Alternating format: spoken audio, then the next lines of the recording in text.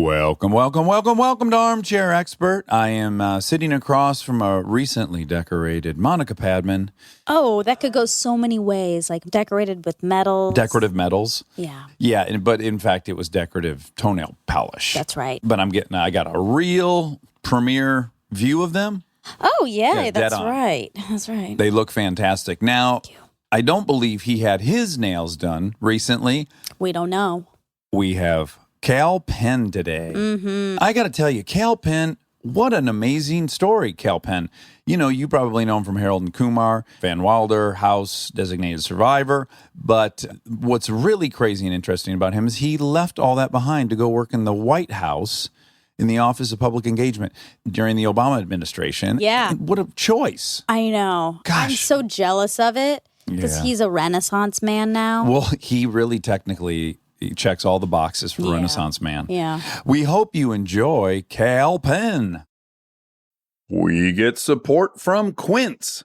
So we've been talking about Quince a lot lately, and as we head into fall, it's the perfect time to reset your wardrobe with their amazing pieces. I think it's so fun to do when the seasons turn over to just spruce up your wardrobe with a couple specials, and Quince is the place. Totally. We're talking organic cotton, Mongolian cashmere, tailored chinos from just $60. Premium fit and quality you'd expect from a luxury brand designer. I love Quince. You know, I like it understated and subtle, and I like stuff that has high quality. And Quince checks all those boxes. I love a lot of stuff from Quince. Honestly, they have incredible premium denim, which is very important for fall. It's pretty much all I wear in the fall is denim. And Quince has such a good selection of quality denim. Their stuff is so versatile, timeless, and built to last that you just grab every single day without thinking. Right. And all of that for 50 to 80% less than similar brands. They go direct to ethical factories, cut out the middlemen, so you get all that quality without overpaying for it. We love that. And they do way more than clothes. They have bedding, cookware, bath essentials, travel must-haves, same deal, and great quality. Upgrade your everyday. Download the Quince app for app-exclusive offers or go to quince.com/Dax. Get free shipping on your order and 365-day returns. Now available in Canada and the UK too. That's QUINCE.com/Dax. We are supported by Walden University. You know that feeling when you've been thinking about making a move, going after the degree, the promotion, the thing you keep telling yourself you'll get to someday? Walden University is built for that moment. For over 50 years, Walden has helped working professionals get the W, the knowledge, the skills, and the confidence to create real change in their careers and communities. Their programs are designed around your life, not the other way around. With Tempo Learning available in select programs, there are no rigid schedules or set weekly deadlines. You move at your own pace. And Walden's faculty aren't just academics. They're practitioners who bring real-world experience into everything they teach. From your first class to career coaching and beyond, Walden is your partner the whole way. Take the first step and learn at a pace that works for you. Visit waldenu.edu. Walden University. Set a course for change. Certified to operate by Chev. He's an armchair expert. He's an armchair expert. He's an armchair expert. But I gotta tell you, I fucking love it. I don't fatigue from it at all. Good. Yeah, I really... I mean, you guys have such an amazing time. It's nice to hear that it's like legitimately. Well, our real hobby is if we're not doing it here, we are on the patio at my house. Yeah. Monica and I are debating some hot button topic. That's it. I'm into motorcycles and chatting. Yep. Yeah. What's the hottest button that you've had recently? God, that's a dangerous question to ask Okay. us. I mean, I think we both That's a know good question, though. generally what it is. Well, I don't actually. Hottest? Most red? Tacos? let's start. Yes, Mine are always tacos. tacos. I wish it was. It should be. It should be. You're right. We haven't even ventured into the taco No. realm. Well, let's just start by saying the reason they become hot button topics is that we both love each other so much. Yeah. We would love to have the same point of view on things. So when we don't, it's got an elevated weight to it. Yeah. That's true. But this reminds me of, I have a very good friend who I worked with in DC. She's brilliant. Mm-hmm. She is an environmental lawyer. and found out recently over drinks that she's not entirely sure about climate science. And I'm like, what are you talking about? Wow. What do you mean? Well, Oh, What are you? boy. How is that? And I thought she was joking for the longest time, and it was like, I don't understand. This can't be true. right. And then, and I was like, is this like, are you one of these people who doesn't think we went to the moon either? Yeah. It's like, well, no, that's ridiculous. Of course we went to the moon. I was like, you know what? I'm glad you're defending all of these policies as an environmental lawyer. Yeah. I think we're just going to have to let this one be by Yeah. itself. That- Ooh. So we talk about tacos. And Well, but look, I say fuck that whole debate. It's irrelevant. Why would we be using a resource we know is finite? Why wouldn't our daily Yeah. activity be figuring out which one is infinite? One of my favorite conversations that I had when I used to work in DC was with young evangelicals who didn't agree with the guy I was working for on like any issue, but they believed that they were put on God's green earth to take care of it. And so whether they agreed with the science or not was irrelevant because they thought, why are we using finite resources Yes. for no reason? And dirty. It's polluting. Why don't we just be good about it? Let's have fucking solar everything and wind everything because it's just the wise, smart thing to do. There's the You know, it's like when you're fighting with a wife or something and you're fighting about the silverware drawer. That's not the issue generally. I see your I point. hope Okay. it's not. Yes. That's No, a very no. silly thing to be Tacos. finding it. We know you professionally is Kal Penn. Yeah. But that name is what we would call a stage name. Yes. But interestingly, it is also your whole name. How do I say your birth name? Kal Penn or Kulpen. Kalpin or Yeah. Kulpin? Kulpen is like how you actually pronounce it. This is like Hassan, Yeah, exactly. Yeah. right? Yeah. It gives me anxiety to know that there are two acceptable pronunciations of a word. Like there's only Dax, to my knowledge. But what's the right comparison? I always get in trouble when I make the wrong comparison. So Kulpen is it's a Gujarati word, or I think Gujarati, if not Sanskrit or Hindi, but it means the object of a dream or the person you dreamed about. Okay. So because it's not an English word, obviously we speak English as our first language, and so you're going to say Kulpen turns into Kalpen. Sure. That's not wrong necessarily. I mean, it's not right, but it's not like it's not wrong. It's more like saying that advertisement versus advertisement, one is right or wrong. Sort No, of. one is Right, said but in England and one is sure. said here. Yeah. So I know. Monica's like, well, The right way is the origin of where it's Yeah. coming from. So I don't Yeah. know where advertisement started, but whoever it started is probably the correct way. I think, let me maybe be more clear. So Kulpen is obviously the real pronunciation of the Kulpen. name. Kulpen. But Kalpen is fine. yeah, you feel I feel fine about it. yeah. That's But yeah, no, it's a screen name, a stage name. And when I first moved to LA in 1995 to go to UCLA, you went to UCLA too. Brother, we both graduated in 2000. I don't think I've ever Yes. met anyone. No. We were I there at forgot the about this. same We were, time. but I didn't know you. I didn't know you. You Among were the 40,000 people. but you were sociology and film, Yes. and I was anthropology. Yeah. So I think we were on the same end Very of close. the campus, Yeah. right? Yeah. And I maybe even had a sociology class. It's very likely we have crossed paths Yes. numerous times. It's likely we had the same class at the same time. Yeah, that is possible. 400-person lectures that we had. Each. Well, yeah, what kind of student were you? Because I think we shared this, that I was here to be a comedian. I went to college to get my mom to pay my rent and to make her happy. So I didn't live on campus. I wasn't like fully immersed. I just was there learning, taking tests, and splitting. Were you having the college experience? Yes. So I moved from New Jersey to go to UCLA. So I moved out there when I was 18. I was in a triple in Reber, which was awful. I mean, I loved the dorms, but I was in a triple room, which meant it was, the size of, I think originally crafted for one human and then three Yeah. people living it with these weird bunk beds. But I loved it, man. I loved being at UCLA. I ultimately decided to go there because I knew I wanted to get into film and TV. I grew up in New Jersey, right outside of New York City, and I loved theater, but I sort of thought if I get into an LA school, then that's going to be my opportunity to go out there early. And I wanted to get an education. And I liked actually that UCLA had a diversity of your education experience. It was a huge school. You had all these experts teaching random classes, but if you wanted to do your own thing, you could, and you could kind of pick and choose. I'm also a huge nerd, so I took, for example, I tried to take LS2, this pre-med life sciences class, as an elective, and failed it and had to drop it. But I remember being in class and not understanding something the professor said and asking the kid next to me, and they're like, don't look at my paper. I was like, oh, I'm a theater major, buddy. This is an elective. I'm not competing for med school with you. Yeah. But there was intense shit like that I'm like, yo, this is like, as much as I'm here to be an actor, like, you guys are legit doctors. Yes. Doctors in training. Now, crazy side note, unrelated. Monica and I watched this documentary on white nationalists, and one of the things that came out, to see where you're going with this.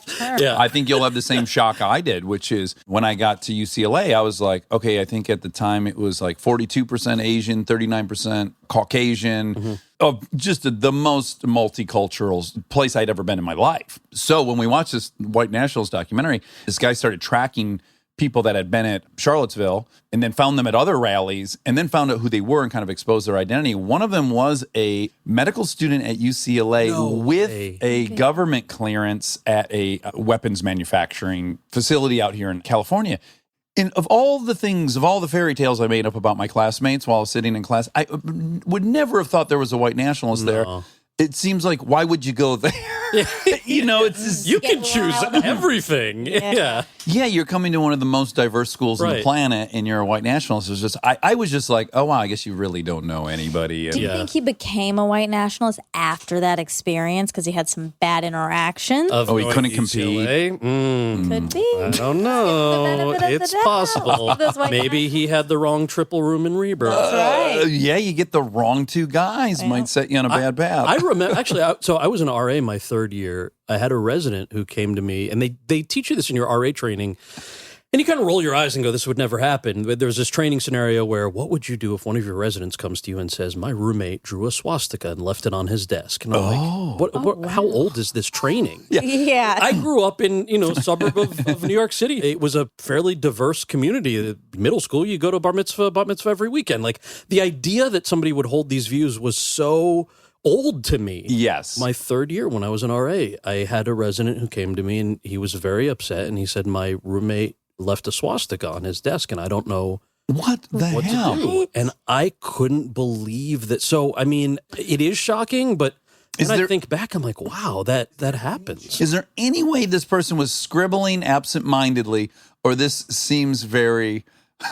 I'm out on a dangerous limb.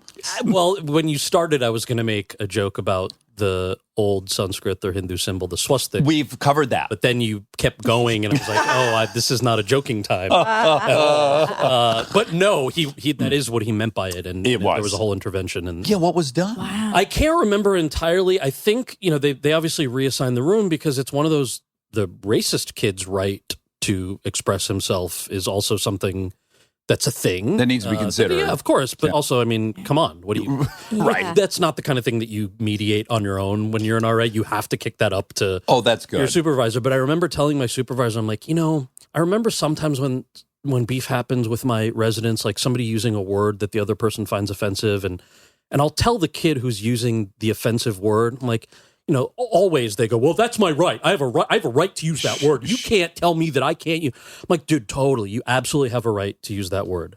Do you have to be an asshole? Right. Yeah. Like, right. You have the right to be an asshole. Well, like, where did you grow up that you feel the need, like somebody is taking something away from you if you can't do that? You also have a right to shit on your dining room table every day. That is a right people in America have. That doesn't mean one should defend that right to shit on their dining room table. Well, it's a slippery slope, Dad. Well, it is. UCLA, yes. I just have to give this shout out because that's where, you asked about the screen name. Mm-hmm. That's where it sort of came together. Many a late night in the dorms, like sitting in these stairwells and talking about nothing with people who then become your best friends. I think it was my end of my second year, and we were talking about, I was trying to get auditions, and every Wednesday I would go down to this newsstand on Gailey Avenue and get Backstage West. Oh, yeah. Which is now, I think, only online, right? Yeah. Probably, yeah. I always felt like I was participating in someone's murder plot when I was submitting to a lot of those. I've met people in one-bedroom apartments for roles. 100%. It was a different era. You roll up to an apartment, you're like, well, I guess this seems fine. This guy could be a producer, director. Yeah.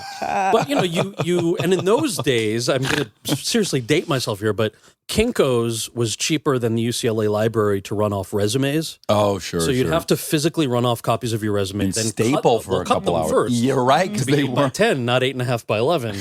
Staple them to your headshot, get the envelopes, then take them to the post office. And that shit costs money when you're 18, 19 years old. Yes. And you save up a lot for those submissions every week. So I would do that. And, these guys who are still my best friends, they're like accounting majors or science majors. And somehow one night we started talking about screen names. And they said, oh, Whoopi Goldberg, her name is not Whoopi Goldberg. It's not.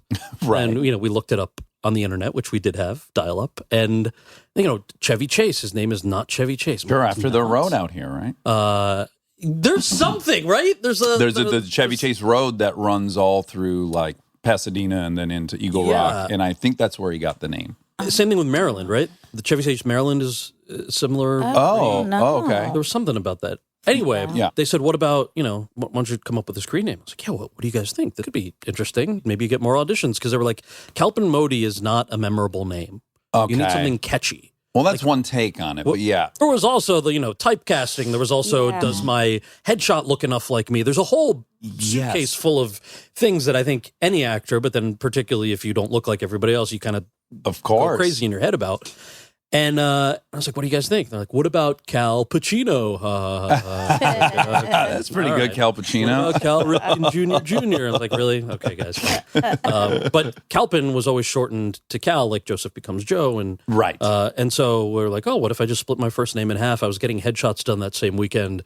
So ran off the headshots with this screen name. And obviously headshots are very expensive. So once you have that set, you wait until all 1,000 of them are gone. Yes. 6 months later to get your new set printed. And in that 6 months, an agent happened to call. And so I had the name on those headshots. So that's what I ended up using.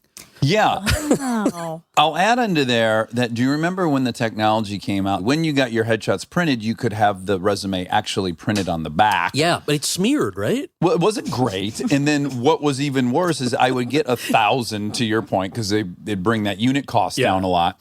First of all, my resume was all lies. Yeah. It was 100% lies. Always. And then I would actually do something, but I was too cheap to go get new headshots. So now I'm either in a position I wrote things in pan, which looks terrible, or I've gone back to stapling the new updated resume, but underneath is an older. The whole thing was just so stressful, and I just hated that whole part of it. I got my SAG card by lying. You did? I did. Oh, great. The special skills section, which is like anything you tried once at camp goes on that 1,000%. Yeah. So basketball was on there, and this agent who, after my second, third year, whatever, was willing to take me on.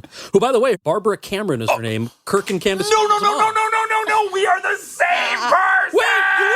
Wait, shut up. What? My Shut first up. agent Was was Barbara? Barbara Cameron, and I got fired by her, and I kept the letter. What? I have in my files a What? fired letter Why from. did she fire you? She did not see By the way, any. you- Oh my! Wow. What happened? She took a chance on me. I loved her. Same life. It needs to be pointed out to the listener. It's not like we both were at CAA or UTA. Yeah. Barbara Cameron was primarily specializing in younger children Yes. actors because of her child, Kirk. Kirk and Candace Cameron, yeah. And did you go to the weird house that was way the fuck up pool against the house, mountain? The little house in the back in West Hills. Yes. In the back of her actual house, Very was far the away. office house. There was a drop box in the valley somewhere for you to pick up your scripts. Yes. That Laura would bring Yes, to. Laura. Laura. Laura was her assistant. Is not possible. But We should have met 1,000 times. yes. Wow. When I first went to read for her, I think I read for Laura. I read for both. Barbara was there. Okay. I remember driving to this West Hills address.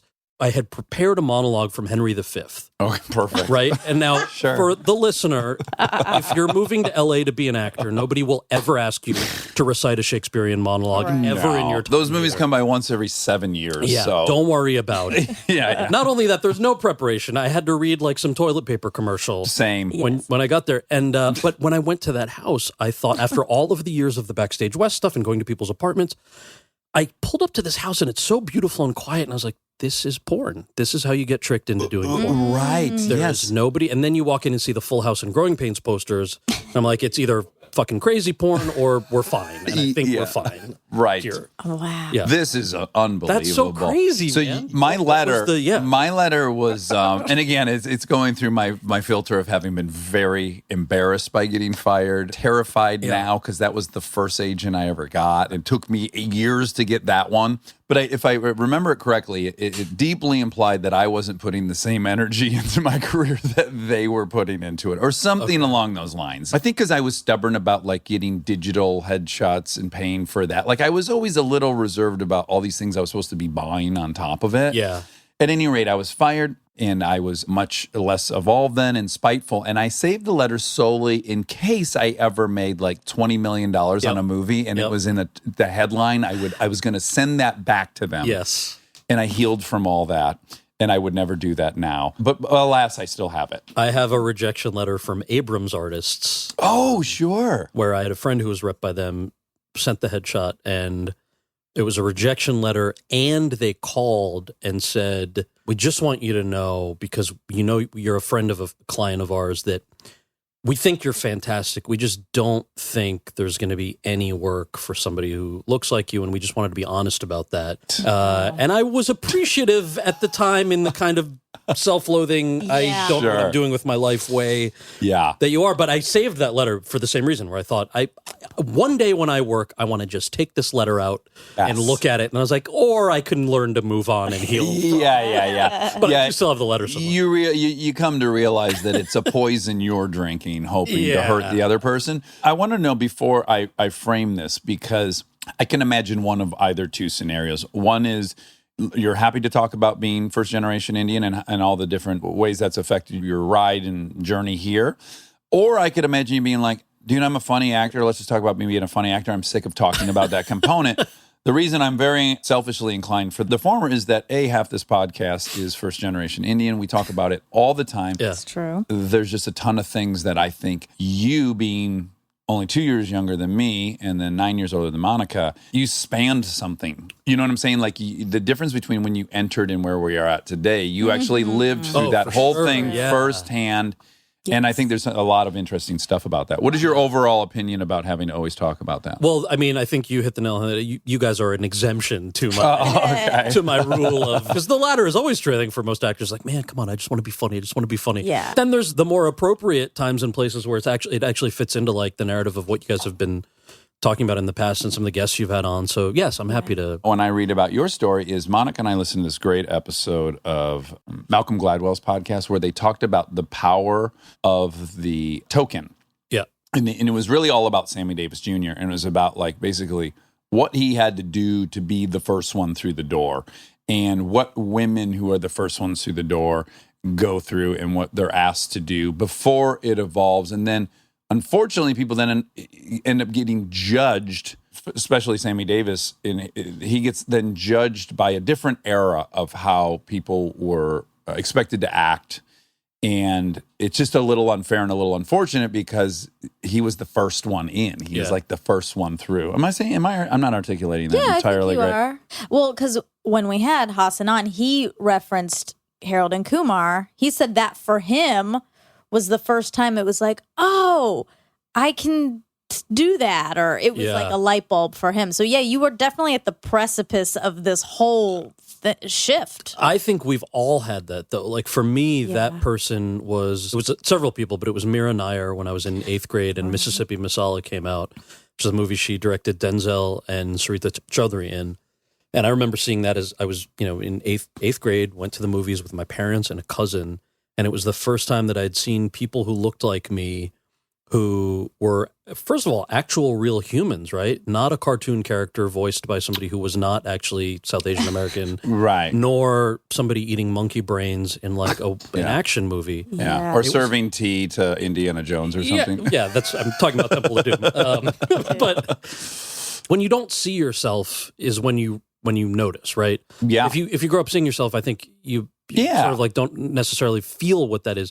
So for me, it was that movie when I was sitting there in 8th grade going, wow, I already know that I love this, but maybe this is something that I can do. And then there were plenty of other people who had done it before. Ajay Naidu, for example, in Office Space. And so for me, it was all of them. So it's interesting that Hassan's first time seeing something like that was was Harold and You. Kumar. Yeah, Yeah. that's crazy. Yeah. There's like steps along the way that would be different if you were replicating your whole thing today. So like Yeah. even the name.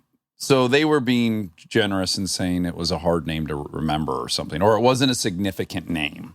Well, oh, you're talking my real name? Just versus my initially, screen name? yeah. Yeah, well, I mean, it was a bunch of things at once, right? So there obviously was the aspect of my headshot is what I look like. Yes, yes. And my name is what it is. It's my birth name.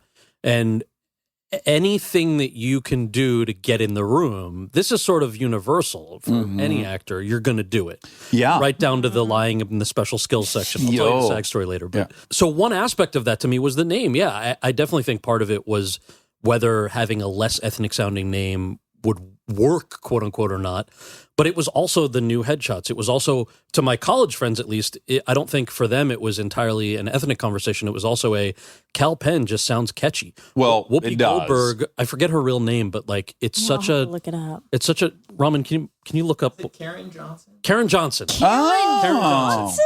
does not have the same pop. It doesn't have the same thing to it, right? So to them it was that, right? So it was all those different factors. But yes, of course, part of it was whether Kal Penn sounded more palatable to a casting director or an agent. And in the case of Barbara, the name had nothing to do with why she brought me in, or so I was told, and I believe her. She was sweet and honest. Yeah. Until she fired you. me. Yeah. Until she questioned my work ethic. I do want to know what you lied about to get into SAG. Basketball. So I put basketball under special skills, and Laura called one day and said, "Hey, honey, I have an audition for you for a Nike commercial." And I had just taken, tell me if you took his class, Joshua Moldavin.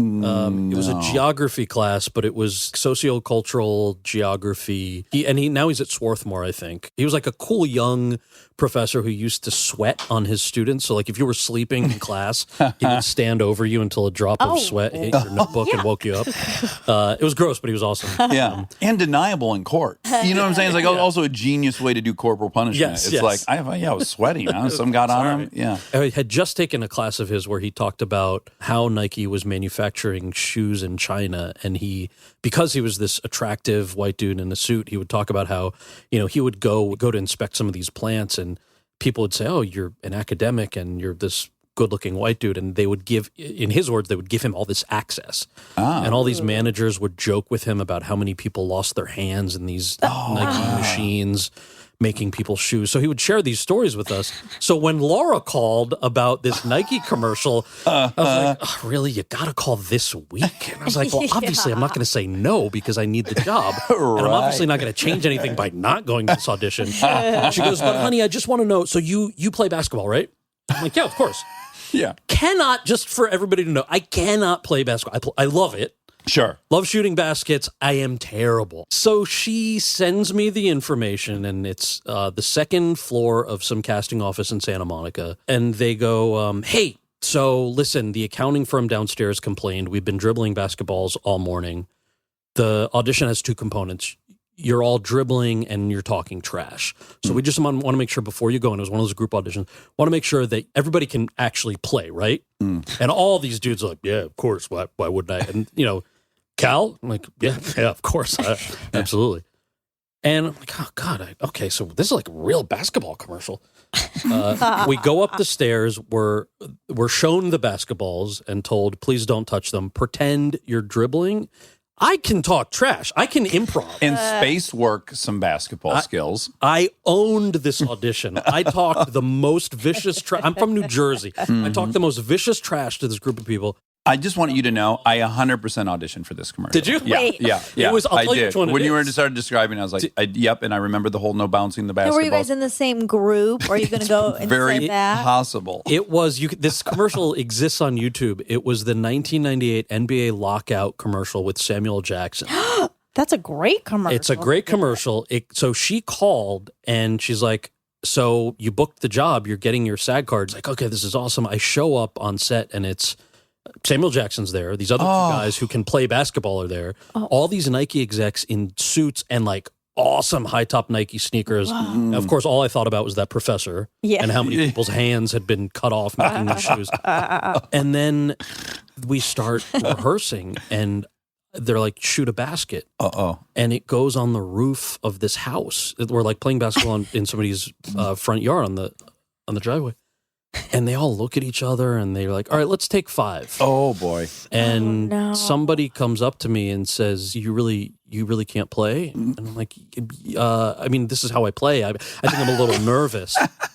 And they decided to make the spot about how bad these guys are at playing basketball. Oh, my God. They had to completely 180. By the way, funnier. If you guys are all talking Yeah, trash and that's you're better. terrible. The way they got away with it was by saying, shoot the basket, but cover your eyes so it looks like you missed it for a reason because you couldn't even see. Oh. This is getting very complicated now.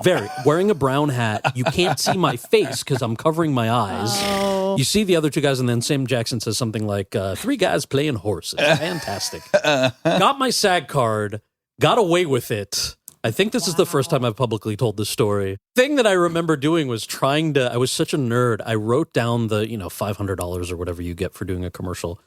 And I thought, when I have money that I can donate, I want to donate it to somebody that Joshua Moldavin says that I should donate it to for those sneakers. But I know you're laughing at me. I still don't wear Nikes because of that class. Wow. Really? Yeah. And I don't know their labor policy now. I would like to think it's evolved, but who knows?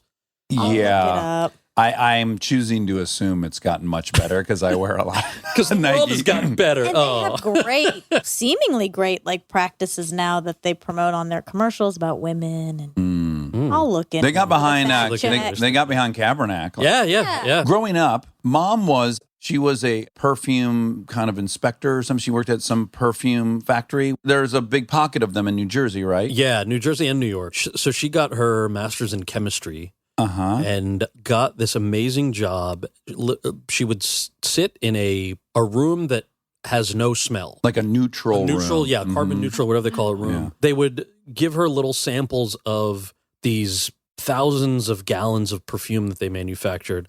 She would smell them against the control sample that she would also smell and write down the chemical formula and whether it was off or not. Oh, my goodness. And she could do that? Her nose so is the that? human nose is apparently still more sensitive than any computer that we can make, and women have way better sense of smell than men. But that might explain why men fart more than women in public. Perhaps. You know? I don't know. could never get a fart past my mom. No, she would immediately know what you ate. And She the would chemical know, and composition. I'm not kidding. You would fart, and she would go H2S.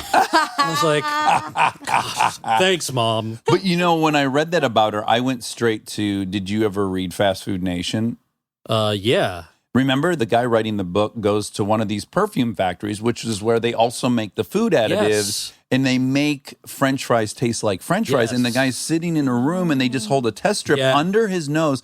And not only does he smell beef, he smells beef cooking on a hot grill. Like, it's more than just the meat smell. It's the smell of meat cooking. Yeah. And that's added to a hamburger at a fast food restaurant. And I was like, this is an Oreo. Like, they held it like an Oreo. He couldn't say the exact products, but he said enough. They held the Oreo test strip under his nose and he's like tasting an Oreo. Wow, that's And I've always been so furious they have not infused that Oreo scent into broccoli. Like, I would love it if they could get a broccoli to taste like an Oreo. Yeah. Stay tuned for more Armchair Expert, if you dare. This podcast is brought to you by Squarespace.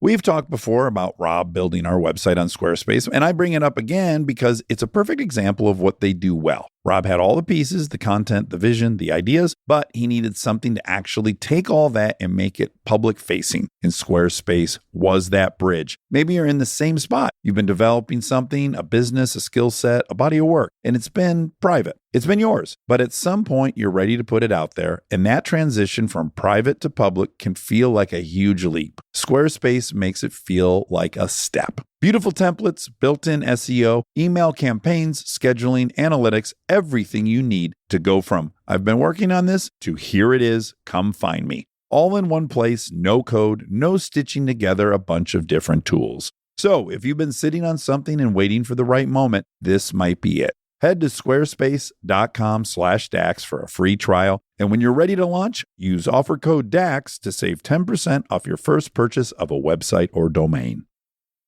We get support from Apple Gift Card. Back to school is here, and for many, that means some big life transitions. Whether they are heading into a new grade or setting up a dorm for the first time, you want to give them something that actually supports their growth and success. Apple Gift Card is a versatile solution because it takes the guesswork out of gifting. It's not just about a new pair of AirPods for focus. It's about giving them the invaluable chance to choose the digital tools and subscriptions that suit their unique journey. They can use it for productivity apps on the App Store, movie nights on Apple TV, or extra iCloud storage for all those new memories. With Apple Gift Card, it's so empowering to give the students their freedom to allocate their own resources. Celebrate their new academic chapter. Visit applegiftcard.apple.com to celebrate their milestones and gift one today. This episode is supported by Helix. All right, let's talk about something we both really care deeply about: sleep. It's the most important thing. I've had my Helix mattress for years now, and I genuinely think it's one of the best investments you can make for your home. Mine still feels just like it did when I first got it. Well, that's the thing. It's not one of those mattresses that caves in after 6 months. These things are built to last. And, I'm a side sleeper. I ordered a side sleeper, and I get hot, so I have cooling. And I can't tell you how much more comfortable it is to be in there not sweating and tossing and turning. Cooling is really important. I've read that you're supposed to sleep a little bit cold. So I also have cooling. And they have over 20 models, so it's not a one-size-fits-all situation. You just go take their quiz, and they match you to what actually works for your body. Plus, they've got cooling upgrades, which heading into summer, non-negotiable. Truly. Go to helixsleep.com/armchair for 20% off. That's helixsleep.com/armchair for 20% off. Make sure you enter our show name after checkout so they know we sent you. helixsleep.com/armchair. This episode is brought to you by SoFi, the all-in-one finance app where you can bank, borrow, and invest all in one place. Let's talk bank accounts for a second. The average bank savings rate is 0.39% in interest. You're earning pennies on your savings, but it does not have to be that way. With SoFi high-yield checking and savings, the money barely making moves sitting in your savings account can earn over 8 times the national average savings rate with eligible direct deposit. No account or overdraft fees, which feels rare these days. You can get your paycheck up to 2 days early, perfect for getting ahead of a bill or grabbing what you need right when you need it. Plus, get up to a $300 welcome bonus when you sign up with eligible direct deposit. Sign up for SoFi checking and savings at SoFi.com/armchair. SoFi checking and savings is offered through SoFi Bank N.A., member FDIC. Terms apply.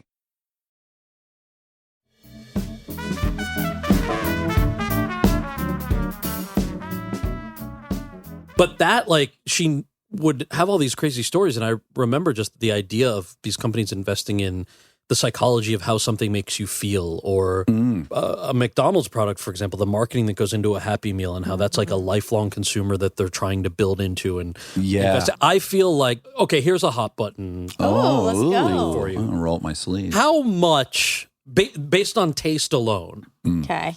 only taste, Okay. how much do you think a Big Mac should cost? Based on taste. Okay. I think $7. Monica. I think 6. Okay. Yeah. All right. I think it should cost $55. Oh, Wow. It is. I don't eat meat. Look, I don't eat meat. You led us right to the trough. So but I've been a vegetarian for a while now. On the times where I've cheated, and I have Yeah, cheated, sure. We must. that sandwich that tens of millions of research dollars have gone into for Dax, exactly what you just described. These tastes and they're all The fake. flavor profiles. None of them are real. It's a manufactured thing you're eating. Yeah. It's worth those hundreds of millions of dollars. And taste-wise, I feel like that tastes way better than anything at any fancy $12 burger. Couldn't agree more. $5. Yeah, you know what, a question that would have been more of a bullseye for her is ask her what she thinks the value of Burger King rectangle chicken sandwich is. Oh, what's the... Because you're lighting up there. You're lighting up. What is the value, Monica, of a Burger I King would say rectangle chicken taste sandwich? alone, $20. Okay. Yeah, because you got to put it in the Houston's chicken sandwich category of Yeah. fulfillment, which is like I don't know, it's between Houston's 15 and is 20. like $75. It's not Houston's. That is not. We're not saying that. $20, you said? Yeah. Do you like maybe it? 18. I haven't had the Burger King one. What's the difference between that and like the Wendy's spicy chicken sandwich? It's a thinner. Nothing about it's good. Nothing about what I'm about to say is First of all, it's a appetizing. perfect rectangle. It doesn't even resemble a chicken Perfect breast. rectangle, thin chicken. And then you put a lot of mayonnaise and ketchup on that. Okay. A little bit of lettuce. We got one recently. Lettuce was It didn't not travel so- well. Okay. It was not so fresh. Sesame bun. I don't know. What can I say? It all comes together in a great product. Well, I'll add that the batter ratio with the meat, because it's so thin, it's quite high. It's like a 1 to 5. Yes. Whereas your Wendy's one, it's more than like the 1 to 12. Because it's a thick piece Yeah, of it is chicken thick. breast. It This is has thick. been ground up, put into a pattern. Reconstituted, yeah. The molecular I had integrity is destroyed. I had an Impossible Whopper yesterday. Okay. Wait, they Started make yesterday. Impossible Whoppers? They just started, and I have some friends who work for Impossible, and I've worked with them before, and I was like, I'm super psyched that you're actually in like a mainstream, every Burger King in America. Yeah. I'm going to go try this.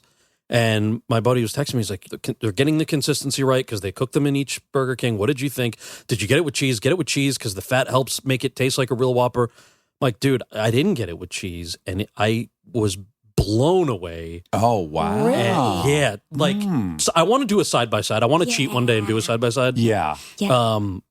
I'm already an Impossible fan, but I was like, damn. Next time you cheat, I want you to go to Emily's in Brooklyn. Oh. That's the best burger in America. Okay. And you're going to price that at $500. Oh, if man, If a really? $55 Big Mac, would you agree? Yeah, well, the story we've told on here is Monica and I went there. We had heard it was a great burger. I want to say it was $27 on the menu. And when we ordered Wow. them, I was like, this is a joke. This is fucking Yeah. highway robbery, Yeah. hipster bullshit, Yeah. blah, blah, blah. Took one bite. And I said, this is vastly underpriced. Like, I would Wow. 100% Yes. spend $50 on that hamburger. What makes it, since you described the Burger King chicken sandwich so beautifully, what makes it worth $500? It tastes a little bit like French onion soup has been placed Wow. on there. Like there's Okay. a lot of caramelized onions and it's like wet. It is Cheesy. fucking wet. Oh, it is so. I mean, I think about it 3 times a week. Wow. Yeah. Yeah, there's this orange fucking sauce over the caramelized onions. The bottom of the pretzel bun is the best pretzel bun I've ever had. Okay.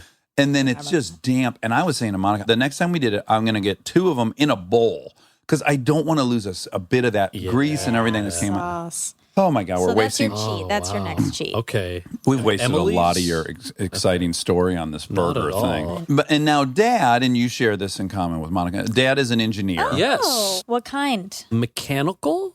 Okay. Maybe. I only vaguely know as well. Structural. My dad's a structural engineer. Yeah, he's a structural engineer. Yeah. When did he move to the U.S. or when did your parents come here? He came when in his 20s. Yeah. And then my mom came when she was 6. But what years? Ooh. Oh, your mom came when she was 6? Yeah. Oh, wow. Cool. Yeah, so she grew up in Savannah. Okay. Your dad seems to have come around in the mid 80s, yeah? Before that, I think probably late 70s.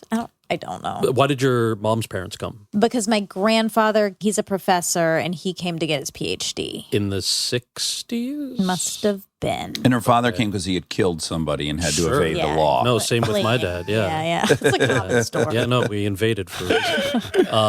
The reason I was asking is I'm always super interested in this huge influx of Asian immigrants overall, but South Asian immigrants in particular that came post 1965. So I'm probably getting the wording wrong as I'm remembering all this, but the Asian Exclusion Act basically like prevented people from Asian countries from coming. Okay. In the mid 60s, it was repealed and people were allowed in because we had a shortage in the U.S. of doctors, engineers, and a couple of other professions. So my dad could come here because he had gotten into an engineering grad program Right. Outside of New York City.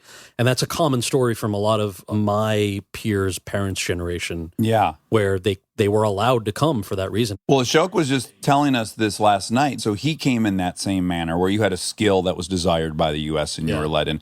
He said, but also what happened was there was a huge influx of the Indians that had been living in Uganda. And those folks came in at a much different thing where they generally had money. And you could also come in if you could invest a certain amount in the country right when you arrived. So Right. then there was this other influx of people.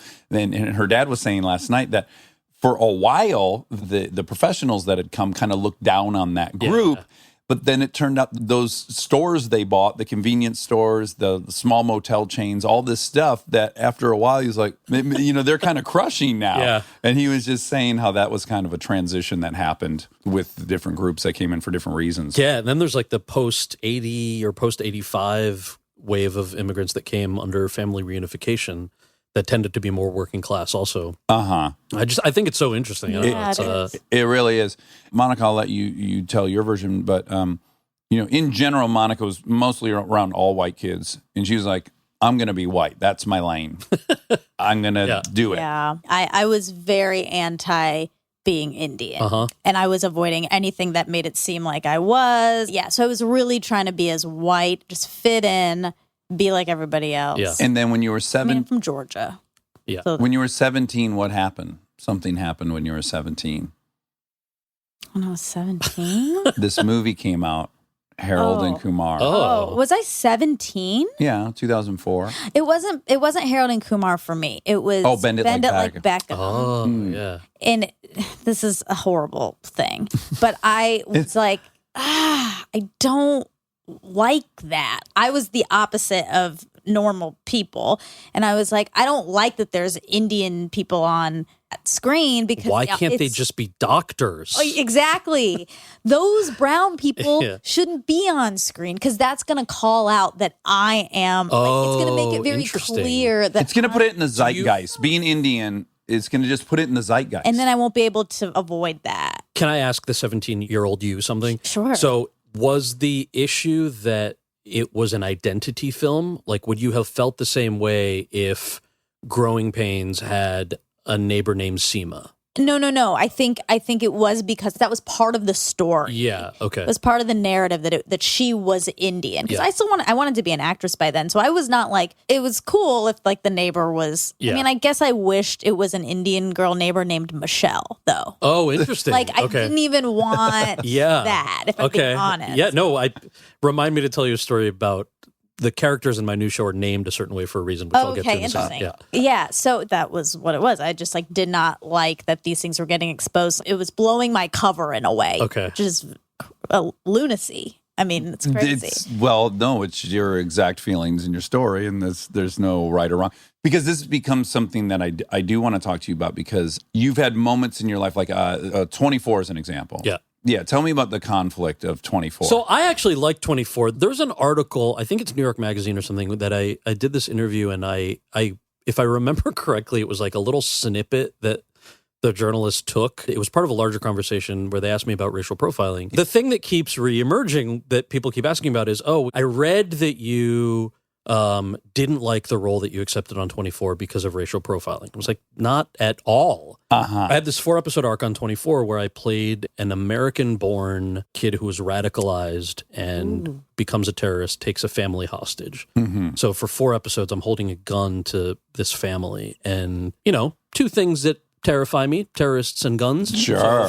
Yeah. But I remember, booking that job. The time I booked that job, we did not have American-born radicalized terror from people who looked like me. Yeah. Right. We had them from the Columbines of the world and from, the sort of white supremacist side of things, but we had yet to experience brown folks who had been radicalized in that manner. But the UK had experienced that before that arc was written. So I remember doing a ton of online research and like Googling stuff about who these guys were in the UK and what these chat rooms are like. And after like 3 days of doing this, I called my manager and I was like, I'm about to email you a full list of links from my web history just because I would like there to be a digital trail of why I went on all these websites. Smart. Because I started worrying, like, what am I doing? This is like, it's I'm red doing flag this as galore. research, but It's like as if there were a red flag on your keyboard and you just kept hitting it over and over again. Yeah. So the nuance that I think was cut out of interviews like this was about that journey and how, unfortunately, now we are dealing with things like that. Yeah. At the time, we weren't. And so it was an interesting thing where just as an actor, you mentioned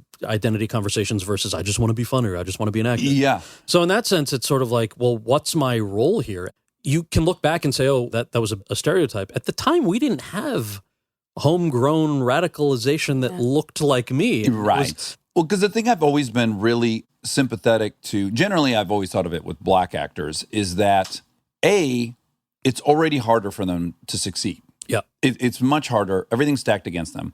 And then should they somehow overcome all that, I feel like there is an inherent obligation to now represent the Black community and be involved and always evaluate anything you do as reflecting on the broader Black community all the time. And I have always just thought, that is just a double unfair. Now, do I respect people who take on that role? Do I think they're heroes? Absolutely. There's that great episode of Master of None where they kind of go into whether or not they should do the accent. Yeah.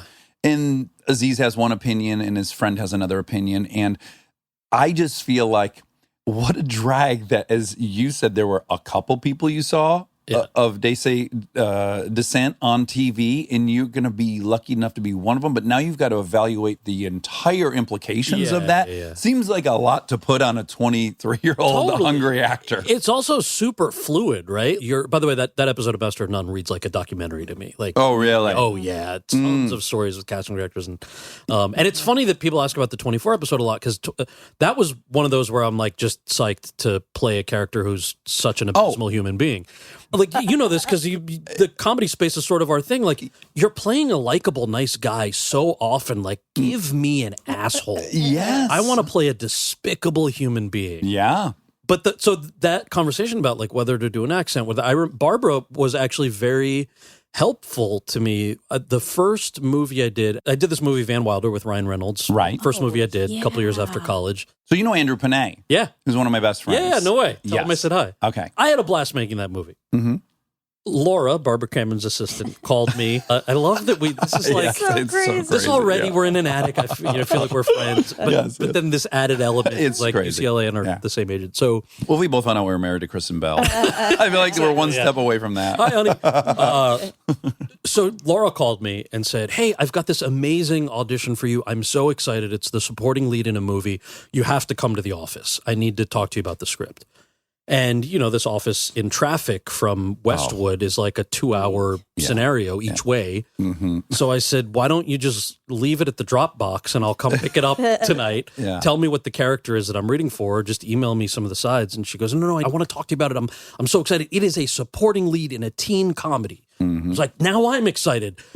Send me some of the sides. What's the name of the character? She goes, please come in. Just come in.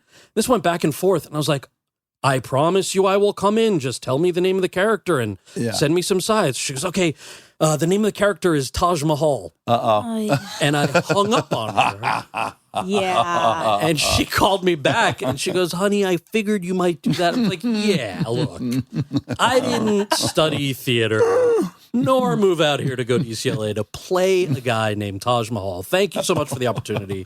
Not going to happen. And she said, I really need you to understand that this is a big deal. This is a supporting lead in a studio comedy with Ryan Reynolds, who's on Two Guys, a Girl, and a Pizza Place. Will one day be Deadpool. With one day. Yeah. And Tara Reid, who's in American Pie. Yeah. And you need to audition for this movie because if you get it, then I'll be able to pitch you for a different caliber of projects that I currently cannot pitch you for because you don't have those credits on your resume. Yeah. And she said, please just read the script. So I read the script, and yes, it was phenomenally stereotypical. Playing a guy named Taj Mahal who had a, sort of exaggerated accent and was lusting after white girls who he couldn't get. And like sort of every stereotype in the book. Yeah. Also, interestingly, every stereotype of just being an 18-year-old male. Mm-hmm. So like oversexed, can't think, thinks with his dick, like every stereotype of that, right? Yeah. Then I start realizing that the plot doesn't advance absent this character. So this goes back to sort of the accent conversation. We oftentimes think it's kind of reductionist, but we say, I'm not going to play a cab driver. I don't want to play a store clerk. Right. Well, then you get into this weird territory of, are we just saying that because they're working class jobs? Or do you actually mean that there's something one-dimensional about the portrayal, the historic portrayal of these roles, or that they don't advance the plot of the film, or the character doesn't have an arc, there's nothing for them to do? Right. So I called Laura back and we had this conversation with her and with Barbara about like, well, this is really interesting because I remember it being less about me being personally offended at these stereotypes Right. and more about me feeling incredibly bored by them. Sure. Right. And like there wasn't a ton of comedy for you to do. Exactly. Yeah, like it was lazy comedy. Yes. That's interesting. Yeah, you could have been more offended by just the the cheapness of the joke as opposed to the racial implications. Exactly of it. right. Yeah. And it was both. And I remember calling one of the casting execs, I think she was a VP at NBC. This is 20 years ago now. This woman named Sonia Nakor, she happened to be Indian American and happened to be in the casting department at NBC. And I'd had a general meeting with her a few years prior. And she said, if you ever have any questions, feel free to give me a call. And I thought, I am very conscious that, to your point about African-American actors, you're always being told you have to choose something based on an entire group of people. Mm-hmm. And I thought maybe she would have some insight into this role. And so I called her and I said, there's a script. And I told her everything that The Barbara character's told name's me. Taj Mahal. She hung up. You called back. Right. She goes, well, so look, Barbara is absolutely right with everything she said business-wise. If you get a role like this, 100% she can pitch you for things that she just can't get you in the room for right now. Pilots. And it's no secret that any woman, any performer of color has to have 10 times more credits on their resume just to get in the door. Yeah. So yes, she's being honest with you about that. How many things in the script offended you or did you find cringeworthy? I was like, I don't know, like 30? And she goes, that's a rough number to "Okay." start with. She's like, and was anything in the script actually funny? And I was like, oh, yeah. Like, there's a ton of stuff. Like, this dude's back gets lit on fire. And he's like trying to bone this woman. And like, she's super into him, but he screws it up. But it like goes beyond. It's very Animal House-esque in that regard. It's okay. So like that part of it excites you. It's like, oh, yeah. Like, if his name was Phil and he was from Des Moines and I could go out for this, I'd be super excited. Yeah. So she goes, okay, here's what you do. Pick 10 of the 30 things. And if you get that part, sit down with the writers and the director and talk to them about those 10 things. But in order to do that, you have to come up with 10 things that are funnier than what the writers came up with. You got to replace it. Yes. Yeah. You got to top And it. that was the first time that anybody told me that I had any agency in these conversations at all. Right. Because up until that point, it was just a fight about, I don't want to do this accent. You have to do the accent. The horrible experience on Sabrina the Teenage Witch, I remember. They were so mean and so like, you're doing that accent. That's what we hired you to do. Like, oh my God, but I love your show. It didn't matter. So went through the audition process. The last audition, I remember I walk into the waiting room. I knew it was me and another guy. I was like, all right, I wonder if this dude's got the same feelings as I do. If like, does he have a stage name? Like, what's his deal? Does he feel comfortable with all this? And I walk into the waiting room and it was a white dude in brown face. Oh, oh boy. Was it me? It was not you. But I was not shocked. Oh, wow. Because I had seen it a ton in auditions before that. And I've seen it a ton since that, right? Again, not to interrupt your flow, but when I say that you were a part of a different era, this is really, minimally, that's not happening today. I've never seen that. The last time I have seen it happen was just over a decade ago. Slightly over a decade ago, where I saw it on a show I was working on. Okay, which is 5 minutes ago. Wow. Yeah, in life. So yes. Yeah. So the reason I say that is we like to think these things are leaps and bounds separated from. But even some of our friends have done them on commercials or spots or like there are screw-ups. Celine, can I just admit that embarrassingly in 2003 when we filmed it, which came out in 2004, there's a scene in Without a Paddle where someone's got a laser scope and then I get up and they're like, you have a dot on your forehead. And I immediately do an Indian accent in the script and I did it. I was proud of myself that I thought I did a good version of that accent. Yes. Because I had heard it on The Simpsons. Totally. Obviously, I wouldn't do that today. Obviously, now I'm embarrassed that happened, but it happened. I was 28 and I did it. And that was my first movie, and I would have shit in my hands and eaten it on camera if they would have let me stay. 100%. So you are perfectly teeing up what I was about to say, which was my beef was not with the guy in the waiting room. Oh, okay. Your beef is never with the other actor. At least this is what I believe. I was mostly fascinated. Did this brother do it at home? Yeah. Did he drive to the audition with brown face? If so, did he Got pulled over 3 times. Exactly.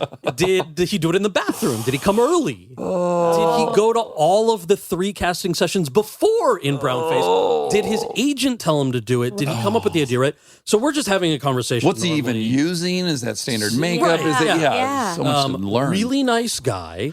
But I told myself when I saw that he was not allowed to get that part. Right. So any of the conversations that I had with myself about the 30 things or the conversation with Sonia about the 10 funny things that I could come up with or feeling like I hate that I need to have those conversations at all because I just want to be funny. All went out the window when I saw this dude in brownface. I was like, nope, you are not allowed to have this part. Right. And so I'm like, I am going to do whatever I have to do to get this part. You don't get that credit on your resume. I want that credit on my resume. Yeah. I want to audition for pilots next year because I did this movie, right? Yeah. And in the audition, like, Ryan is an incredibly funny guy. Oh, yeah. Andrew was awesome. The director, Walt Becker, was really fun.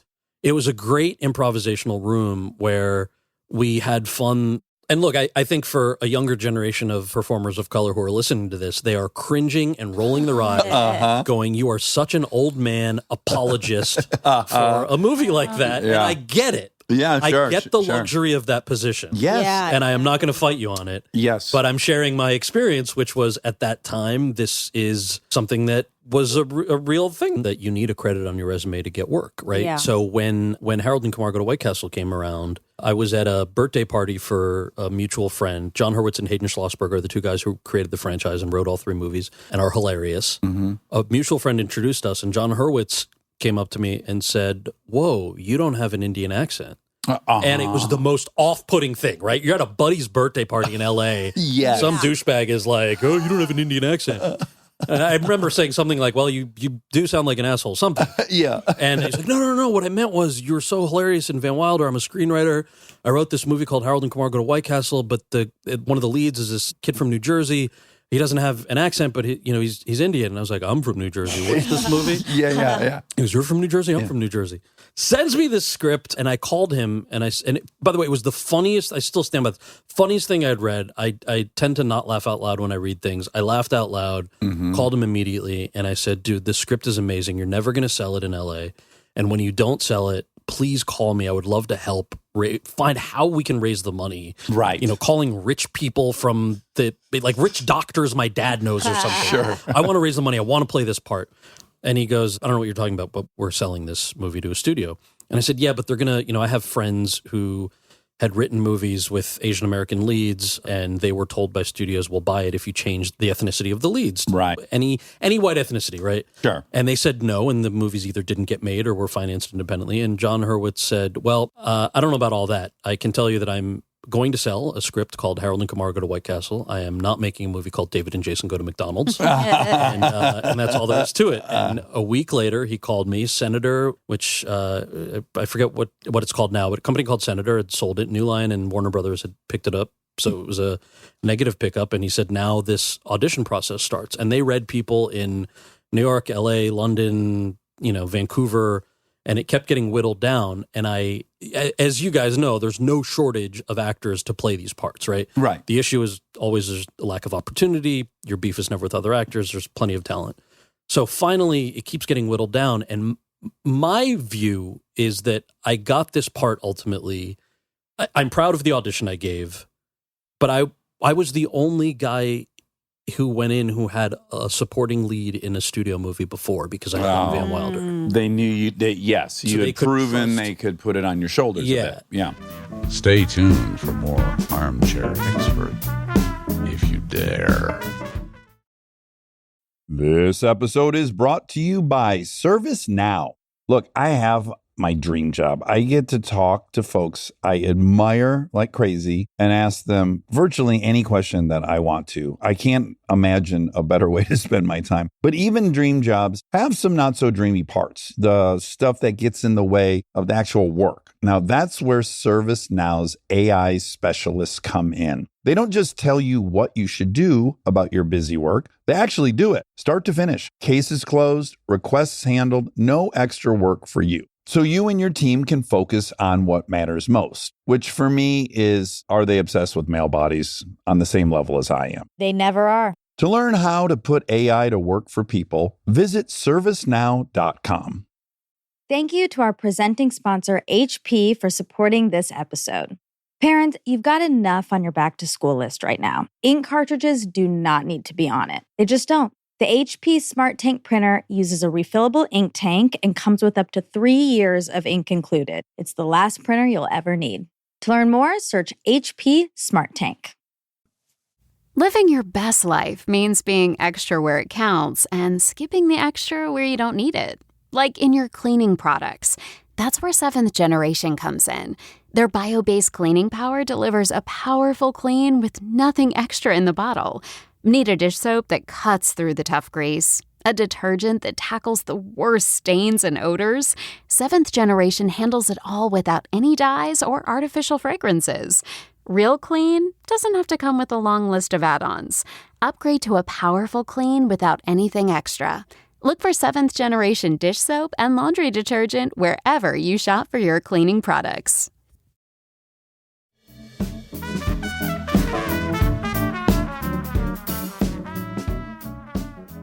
So you end up doing a movie that is really quite a huge step forward Yeah. in Harold and Kumar, and then it required this thing that was opaque or Yeah, like I Yeah. just wouldn't have had that credit on my resume. And Yeah. had I not done Harold and Kumar Go to White Castle, I would not have had the chance to do a movie called The Namesake, which I loved, based on a novel that Mira Nair directed, who was, if you remember, the reason that I was inspired to be an actor to begin Yeah. with. Because her son was a big Harold and Kumar fan and is essentially the reason why I was allowed to. And again, Hassan sees Harold and Kumar, and Hassan is That's why- empowered to become Hassan. Yes, so I get 10% of everything That's that Hudson right. makes. To your point, it's always a fluid conversation, right? To me, an accent is never a reason to do or not to do something. Mm-hmm. Historically, it's used to mask subpar writing or Yes. subpar comedy. Mm-hmm. And it's tricky to sort of navigate what that means. And I think it was Mira Nair who said in an interview that she is not a fan of cultural ambassadorship. And I thought that was such a great way of describing this notion that one individual is allowed to decide what someone's experience is or what something means to someone. Mm-hmm. Now, that said, I think it's a little bit of the nuance of I want to just be an actor and a comedian, and I don't want to have to be mindful of the images that I send out into the world. But the reality of the 13-year-old me who would get bullied because something like The Simpsons or Indiana Jones and the Temple of Doom was the only frame of reference that kids in school would have is like, okay, there's also the reality of what John Cho calls the 14-year-old me. You know, would the 14-year-old me be proud of what I'm doing right now? Yes. And there's no right answer. It's all very fluid. There's all sorts of nuance. John Cho has never played a stereotypical role. And I admire the shit out of him for it. Uh-huh. He won't do it. Uh-huh. I wouldn't do it now. Right. My path to doing that buddy comedy was very different than John's path. Mm-hmm. And I admire our peers who have not made the choices that I made. Mm-hmm. And I will say without a doubt that I had a great time improvising with Ryan Reynolds on Van Wilder. Yeah, all things can be true. We try to make these things binary, and they're way more complex than just that. Yeah, I think it's just like if you feel compromised or not. And even if you do, there can still be good things that come out of it, or the experience can still be good if we're defining our lives by the experiences. It sounds like the experience was good on that movie. Yeah, I mean, I learned a lot. I had the first scene that we did was Ivanka Basilovic, who's a fantastic model actor. She and I were in a scene together where we are trying to make love, and I have all these scented candles and massage oils, and my back catches on fire, and I had to get fitted for a prosthetic back, which is a tiny piece of silicone that goes over your real back with little holes in it, so they can A, light the fake back on fire. And then B, when the director yells cut, shoot ice water up in between. Oh. Because otherwise you'll actually burn because it'll go through the silicone. And the first day of any real movie, I'd done some smaller films before that.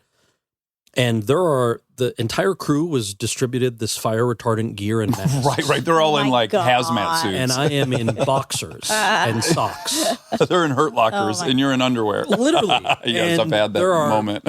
Fire extinguishers nearby and fire blankets. And then I look at Ivanka, who has nothing on Yeah. at all. Right. And I'm like, it's my first day on a set. And we do the scene a couple times. They light my back on fire. It's a full body burn, which, by the way, I found out later you just don't do with non-stunt people. Right. Yeah. But Andrew and Walt wanted a wide shot. Oh, boy. CGI was very expensive Sure. in 2002. So why don't we just light this new actor on fire? Yeah. And he's going to run around. If something goes sideways, we got a guy in brown face at the crafty right. table. So, at the end of the day, I asked Walt, I said, hey, either Walt or Andrew, I can't remember right now. I was like, hey, man, can I just ask you something? This is such an intimate scene. It's a stunt. None of us know each other. You know that it's my first day on like a movie. This is also crazy. Why did we shoot this the first day? It was Andrew, I think. And he goes, well, I mean, if I lose an actor, I don't want to have to reshoot the whole movie, right? Oh my! I was like, oh my God! Welcome to Hollywood, kid. And I Yeah, so the cold, hard appreciated- reality of making a movie. I so appreciated his candor. The identity thing I wanted to say was, so for me, it was a bit of the opposite, where I always thought it was weird that other people were trying to suggest that I either was or wasn't Indian enough for them. Mm-hmm. So I'm bilingual. I grew up speaking English as my first language, but Gujarati as well. One of my grandparents, my dad's mom, didn't speak English. So learned primarily to communicate with her. And then I did some study abroad stuff or nonprofit work in rural India in high school and became fluent in Gujarati. So I remember my peers at UCLA, South Asian peers, who would look at me, and I remember these two shitty kids on my dorm floor who would go out of their way, Indian kids who would go out of their way to say, "You're such a sellout, man. Like, how are you Like not an a Uncle science Tom. major?" Yes. Yeah. And I understand from our parents' generation, you're an immigrant, you've sacrificed everything to come to America. You only know careers like medicine and engineering because they quite literally were your ticket to come to a new country and have a different life for your children. I understand that pressure of why you want to tell your kids to go into careers you know.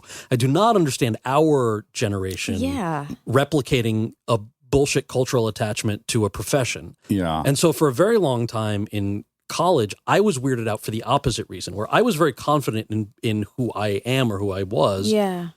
I'm bilingual. I know all of the stuff that I know. Who is you to say that I'm not this? Yeah. Right. Because I'm also trying to be an actor. And I developed such a chip on my shoulder for these kids at UCLA, these brown kids at UCLA, that I went out of my way to not talk to them. Yeah. So it was, I think it sounds like the same result. That's right. That's right. But with a very different path of Yes. getting there. Oh, I'm sure I Yeah. would have received that but I just was avoiding them. Yeah. But Well, you now were. as an adult, and recognizing probably the pressure that their parents had put on them, probably now from this perspective, you can go, oh, they were probably quite envious of your conviction and your willingness to break out of what they felt like was expected of them. I would love to know. I don't know that that's the answer. Yeah. I don't know. There's just straight up tribalism too. Like there's all these things, and then there's just hardcore, we're primates, there's tribalism, and they got closer by making you a sellout. It's all so... Yeah. I know from some of my parents' friends who had questioned things back in the day that they've since said it was not that we were ashamed, that was the wrong expression. It was that we were scared. Scared, Yeah. right. And scared for you, and you don't move to America for your child to be an actor. And so I get all of that, but I still don't know the answer to like the peers version. Right. And I hope you're right, Dax. I hope that was the bit of it that went in. I triggered a lot of people in high school, and I forever thought they were dicks. And I now recognize, like, I was a man who wore ponytails and hair bands, and I wore goofy overalls, and like I was annoying. But underneath that, I was annoying was like, why does this kid get to live out loud like this? Like, I'm sure some of it was just like, why am I playing by all these rules and he's not? So now I'm mad at him. Yeah. I just thought they were dicks, but now I recognize they might have been envious of my perceived confidence to do that kind of stuff. There was something I was going to tell you about the characters in my new show Yeah, that was, yeah. that was Yes, related to Because I names. said the name Michelle. Oh, right. So you wanted to play Michelle. So I am not taking a side on this. I think it's fascinating and totally valid on all sides. But I remember when I got the job on House playing Dr. Lawrence Kuttner, there was some chatter from the brown folk. Why do you have to play a guy named Lawrence Kuttner? Why can't he be a guy named Samir or something? Wow, you can't. You kind of can't win. Like, it's super bad to play Taj Mahal, as we would all agree. Yes. And then if you play Mike Johnson, that's bad too. I am in no way implying that I know what it's like to go through what either of you have gone through, but my breakout roles were on Punk'd playing White Trash. I was playing the cartoon version of White Trash quite often. I, too, am like taking that low-hanging fruit of whatever that stereotype is, too, about white trash. But what I was going to say is different is that I have no ethical dilemma about it. At no point am I thinking I'm representing white people. And that's just a freedom I had that you don't. And that is part of the unfairness. Well, I think that also comes from there being different interpretations of whiteness, right? We see a variety of characters Sure. such that that character is included. I think, unfortunately, Southern white folks are very rarely depicted in multidimensional ways on TV. No. They're always dummies. So, they're fucking yeah. their sister. Yeah. it's And that's a problem. I yeah. think on the macro level, if you look at same thing with like women or performers of color, take the brown folks example. It's like you can count the times you're allowed to be on screen historically, which is different because you don't have the full breadth of characters, Right. of which many are included in all sorts of spaces. Yeah. So I feel like that's always been the difference, is that's like the baggage that people assign. So Yeah. when they were like, why do you have to play Lawrence Kuttner? I remember in the writer's room that they for one of the drafts had changed it to an Indian name. And I was the one who protested and said, I earned the part of a guy that you wrote to be a Jewish sports medicine doctor named Lawrence Kuttner. And Right. that's who I want to play. Ah. And I'm not trying to equate these two, but I was remembering my high school acting teacher and Shakespeare. And it's like, you don't change Romeo if you're playing Romeo. You can just play Romeo. Right. Yeah. And then you play a character who does have an Indian name. Mm-hmm. And brown folks say, how come his name can't be Gary? Right. Yeah. Like, yeah. yo, you Yeah. guys, So what do you want me to do? Enough. I just want to go by the number 8. Yeah. My character's name is number 8. So for Sunnyside, which is my new show, Yeah. my character's name is Garrett Modi. Modi is my real last name. Yeah. Alvin Modi. And you're getting to use it, which you normally don't. Right, yeah. Yeah. And I also thought my parents would be pleased, and my dad was like, why are you using our last name? People will be confused. I'm like, nobody's going to be confused, Dad. It's like, look, Mindy uses her first name. Like, people use their first names on shows. Right. Seinfeld. Yeah. Seinfeld used his last name. Yeah. You're not Seinfeld. I'm like, okay, fine. So Very good point, but still. So the reason I named him Garrett, and I think we're probably going to find this out in like the last episode of the first season, the backstory is that when his sister's name is Mallory, you find out that when his parents moved to America, they loved watching television and they loved the facts of life. And they thought that Mrs. Garrett was such a hardworking woman. And as an immigrant, they're like, this Mrs. Garrett is the reason we watch the facts of life. Then they started watching Different Strokes, and Mrs. Garrett is also on Different Strokes. And they were like, mind blown. This woman is the hardest working American. Yes. Our firstborn son has to be named. She's cleaning half of America's house. Yes. And then Mallory, because of family ties that shortly followed, because Mallory was also very studious and hardworking. And Yeah, very So- type A. Right. so I wanted to, like, I mean, now I'm talking about it, so not quite so quiet, but like I wanted to do a quiet hat tip to that conversation that has no right answer. Well, I bet by giving them both, everyone will be mad. Yeah, no, You- happy. Like you almost you could Fine. think of it as a hack. It's like it's both Yeah. now. Oh, yes. The reason I remembered this all goes back to the sellout comment that went back to UCLA. I don't often read my @mentions on Twitter or Instagram. It's best not to. Somebody did slide into my Insta DMs calling me a sellout because I'm playing a guy named Garrett in a new NBC show. And it made me think of these Indian kids at UCLA. And I was like, but, I mean, I laughed. I sent it to my co-creator, Matt Murray, and I was like, hey, man, this dude totally took the bait. He had Moses on that show. He's Moses one of my is friends. I love awesome. him. I love him. I was so happy to see that He's got on there. hilarious. Yeah. He does this crazy thing on the carpet where he's posing. I think it was his first TCAs, and he's just, it's such a weird, He's like, awesome. thanks to my pose coach. Yeah. He's doing this like crazy. He's so funny. And today he found on Getty Images that you can buy a photo of the weird pose for $500. $500. $500, and I hope somebody buys Oh, I it. do. I'm going to buy it. We yeah, I'm going to do it. You should buy own it. the rights. What network is that show NBC. on? NBC. Yeah. Okay. That's Mike's. Yeah, it's Mike's. producing that. Oh, that's right. So Mike Schur is involved with your Yeah. show. What is the premise of it? Premise is I play a guy named Garrett Modi, a disgraced New York City councilman who is kicked out of city council because he is wasted and tries to bribe a cop, pukes on a cop car in the BQE, New York City, and realizes as he gets kicked out of office that he has no other job skills. He was the youngest ever elected New York City councilman, doesn't know what to do, puts an ad on Airbnb experiences. For $50 an hour, I'll do whatever you want. And okay. This group of immigrants hires him for a day to help them study for the citizenship test. Oh. obviously they know way more about what it means to be American in the citizenship test than he does. Because Well, the citizens test, I've seen it. 98% of born Americans can't pass this test. In real life, I don't know very much about it. But so essentially, it's a group of friends, right? It's like the shows I grew up loving and watching, like Fresh Prince and Seinfeld and Friends and Head of the Class back in the day. Right. We're going for like that kind of a vibe. So it's about a group of friends with that being the backdrop. And since we're open and honest on this show, I will say that I auditioned for it. Yeah. Oh, and you for were fantastic. Sunnyside. Thank you. Oh, you remember? Yes. Oh, that's she great. got to the very end.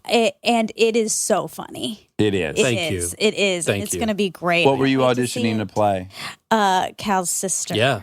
Okay, I can see that. Yeah. The Mallory, the Family Ties The Mallory. Mallory, yeah. Yeah. So, what's funny is about the whole accent thing. Monica is expressly will never do the accent. Yeah. She claims she can't do the accent. I'm like, well, you could learn the accent. Yeah, but you'll do it for money. I could learn it. I could learn it. You could learn it, yeah. But the real, the Sophie's Choice really happened for her, which was Mindy was doing a show and accent required. It's Yeah. about people that are newly This- emigrated. Yeah. And so I said to Monica, I'm like, there's God is fucking with you right now. It's like, it's the most tempting opportunity. And she goes, well, it's not even a thing because I don't know. And I'm like, I can teach you. I know it from without a paddle. If I went to Dax to learn the accent. Yeah. Is that a double? Yeah. A double? my Stockholm gosh. syndrome. Well, somebody would find it and be like, she sounds exactly like Dax from Without a Paddle. So It's like weird. she has an Indian accent and a Michigan accent. Yeah, yes, She's it's saying interesting. But it's called Sunnyside, and then it's on what day on NBC? Thursday nights at 9:30. But I do just want to say, you can't leave here without just saying that, kind of at the height of your superpowers, you're midway through doing the franchise of Harold and Kumar, and you're on House, which, by the way, is the only medical show I ever loved. That was a show I watched. I loved it. You're great on the show. Thank you. And then you bounce. Yeah. You go to work at the White House. Tell me how you got to that point. It sounds super random. It's far less random than I think it sounds. In 2007, when I was on House, there was a writer's strike. So the WGA had a labor dispute, and we couldn't shoot any more episodes after the ones that were written were gone. And right around that time was when all of the primaries were kicking off. Iowa caucus kicks off the primary season. And I had read, I think Obama had one book out at the time. I don't think the second one had dropped yet, but I liked his book. I did not like politicians, and I had no interest in actually working for one. Mm-hmm. And Olivia Wilde knocked on my trailer door one day before we had wrapped for the strike. And she said, hey, I've got a +1 to an Obama event that he's doing. Do you want to come? Like, well, what is it? I saw his 2004 speech, thought it was awesome. I would love to hear him, but what's the catch?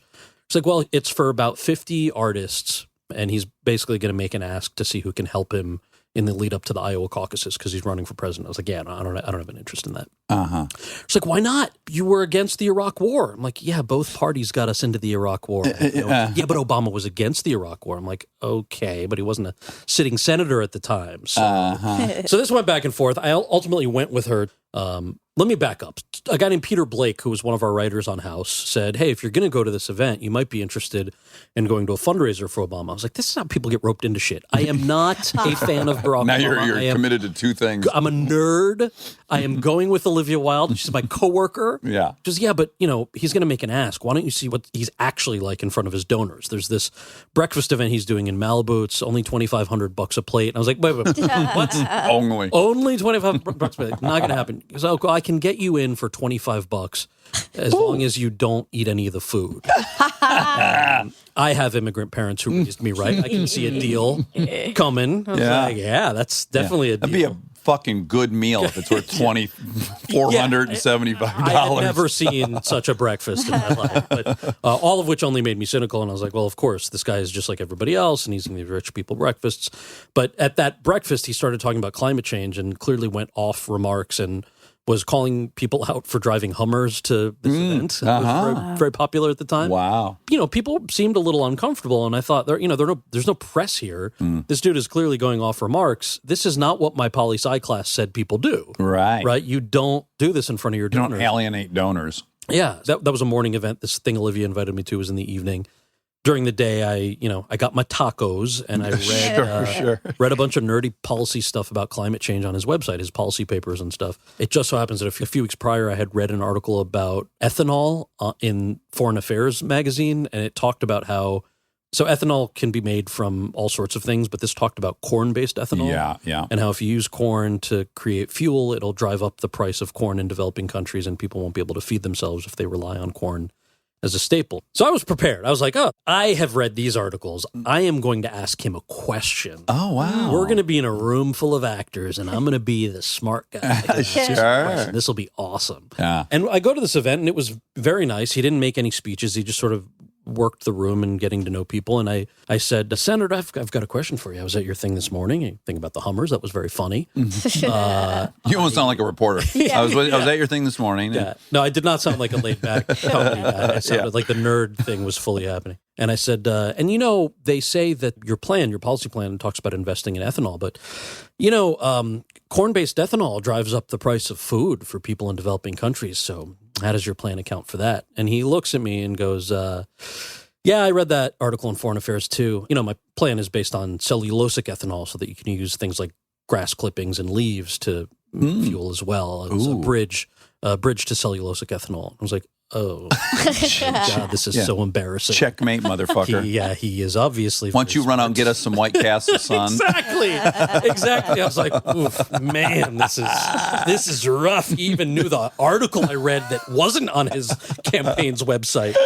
But I thought it was an interesting interaction. And then he had said some things about the role that artists play in America and sort of said, you guys give people an escape, and I would love your help in making people's lives better substantively. And he was asking for, can you help me in a weekend of campaigning in Iowa? So myself, Olivia, and an actor, she's fantastic, named Megalyn Ichikanwake.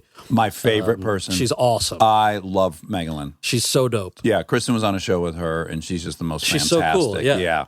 So the three of us were non-political surrogates. A surrogate is somebody who speaks on behalf of a candidate so that, they can do a rally and you can be in another state or another place in the same state to speak on that person's behalf. And the Obama campaign had set up this infrastructure where they were reaching out to new voters. It's called expanding the electorate.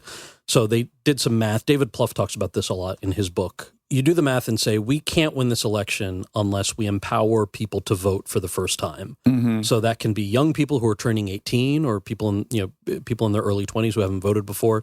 It can be communities that have historically not voted. So rural folks, communities of color, whatever that demographic is. And we want this campaign to be for everybody. So one aspect of that was student outreach.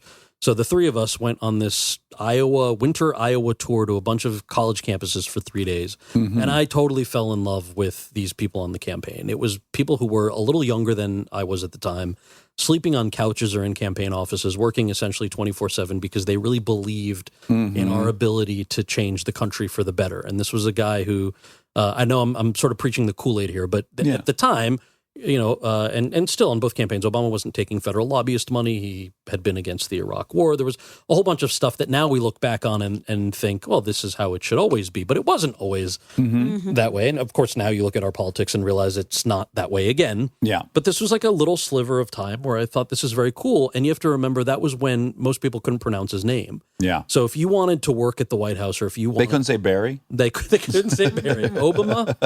Was that Barack Obama? Yeah. The guy with the Hussein? Isn't there a Hussein in there somewhere? The Hussein thing. They knew how to pronounce Hussein. Fellow Democrats ran some campaigns using Hussein to try and get people to know. Oh, wow. But at the time, if you wanted a political job or if you wanted to work at the White House, you worked for Hillary Clinton or John Edwards. Those were the two campaigns that you worked for. Right. And so all of these scrappy, very dedicated people on the Obama campaign were people who I related to because they also detested politics as the way it was, right? Right. And they also didn't, they never envisioned that they would go and work for a guy who was running for president. Also didn't think that he was necessarily going to win. You just did it because it was sort of the right thing to do. So I'm going to fast forward a little bit. He ended up winning the Iowa caucuses. The writer's strike happened, so I was able to go and volunteer more than just that weekend. Yeah. Megalyn was on a show, I think, that had more scripts. I think she was on CSI at the time. Okay. Had way more scripts than we had. Olivia was married at the time. And so they both went back to LA and I was able to stay. So I stayed and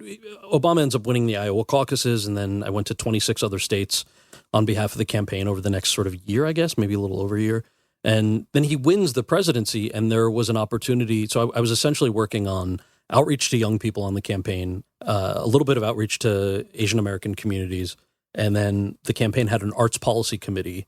At the time, I was doing a graduate certificate in international security on the side, sort of. Sure, It was sure. Side mostly hustle. as a distance learning thing. I'm a big. This is why I was reading foreign affairs to begin with. Yeah.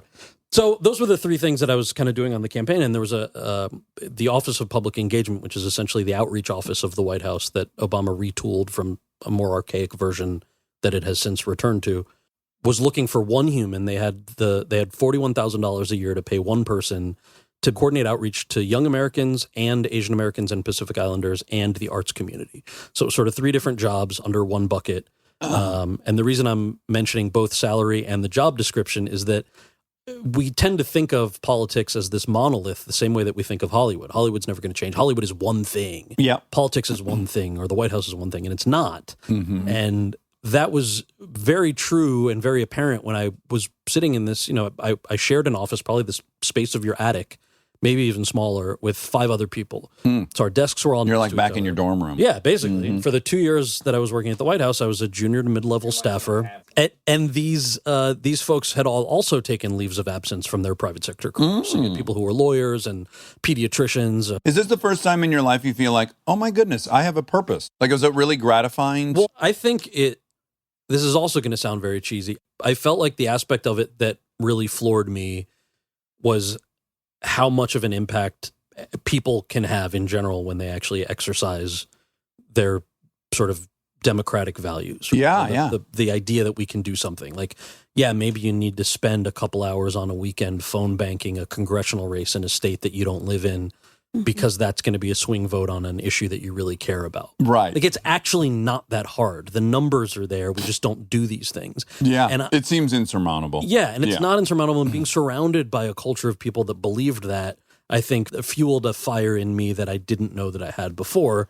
That remains this very, you can call it idealism, or you can sort of roll your eyes and be like, oh, that's that hopey changey shit from back in the day. Yeah. But it's true that the numbers that are there and the issues that we care about, if we all sit there and just send really incendiary tweets, which, by the way, feel fantastic. Sure, yeah. But So it it feels like a slam dunk. Yeah, yeah. it doesn't actually move the needle. We have 3 branches of government that move slowly on purpose. Yep.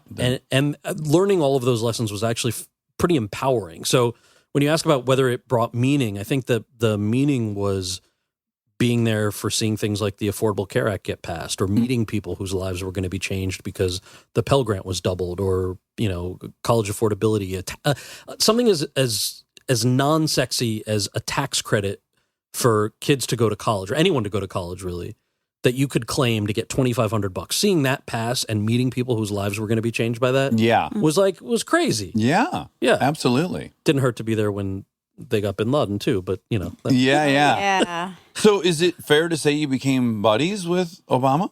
here's the political answer. Yes. The friends that you make on an early campaign, I'm very lucky to consider them as friends. Valerie Jarrett, who's my boss, she and Tina Chen, who I reported to at the White House. You think of like, okay, that's the president's senior advisor for all 8 years. She's an incredible person. She just had a book come out, actually. It's a phenomenal read. You think of people's stories as, wow, well, that's something I could never do. Sure. Like, I don't think the president thought that he could be president when he was growing up, right? I don't think that Valerie thought that she'd be sitting there for 8 years as a senior advisor.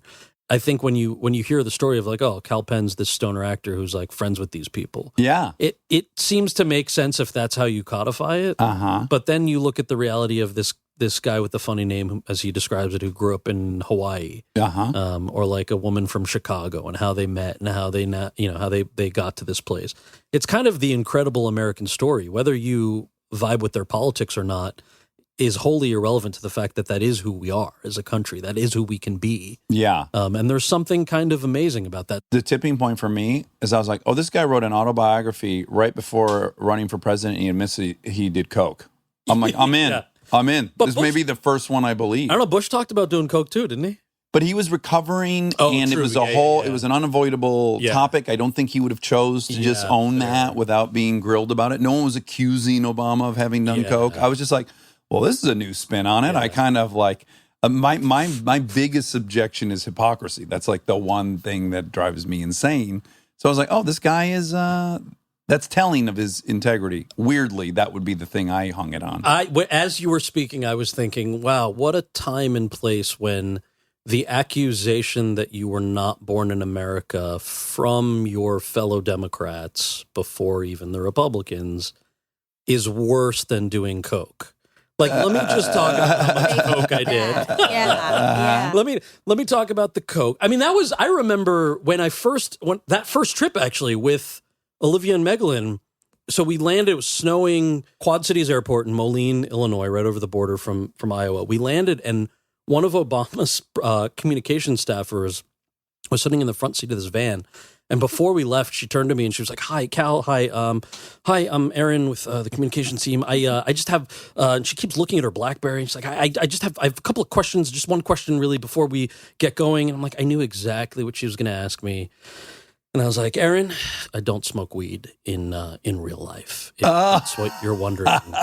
She goes, yes, because there's going to be press at these events. And I was like, yeah, I just do edibles, so it's totally fine. And then she was horrified. I was like, no, I'm kidding. Look, it's just a movie. Yes. I'm not going to talk about edibles or weed. I actually would love to be here for the right reasons. But I found out that morning, Paul Tooze, who was this incredible guy who ran, was state director for Obama's Iowa primary, he hadn't read the memo of the fact that the three of us were coming until that morning, and he freaked out because he saw Harold and Kumar go to White House in my bio. Sure. And thought that John Edwards and Hillary Clinton's campaigns would hit Obama for promoting drug use on college campuses. Right. So he was going to pull me and send me back to L.A. and let Megalyn and Olivia do the rest of the tour. And now he's a friend and like I've heard the story from a couple of different people, but it's kind of insane, right? You're talking about the coke thing, but even weed, even the things that people are sensitive to in campaigns at the time is you just don't want any missteps and you want to be mindful. The stakes are the highest of the stakes. Yeah. So while you had the job you lived in DC, you're making $41K a year before taxes.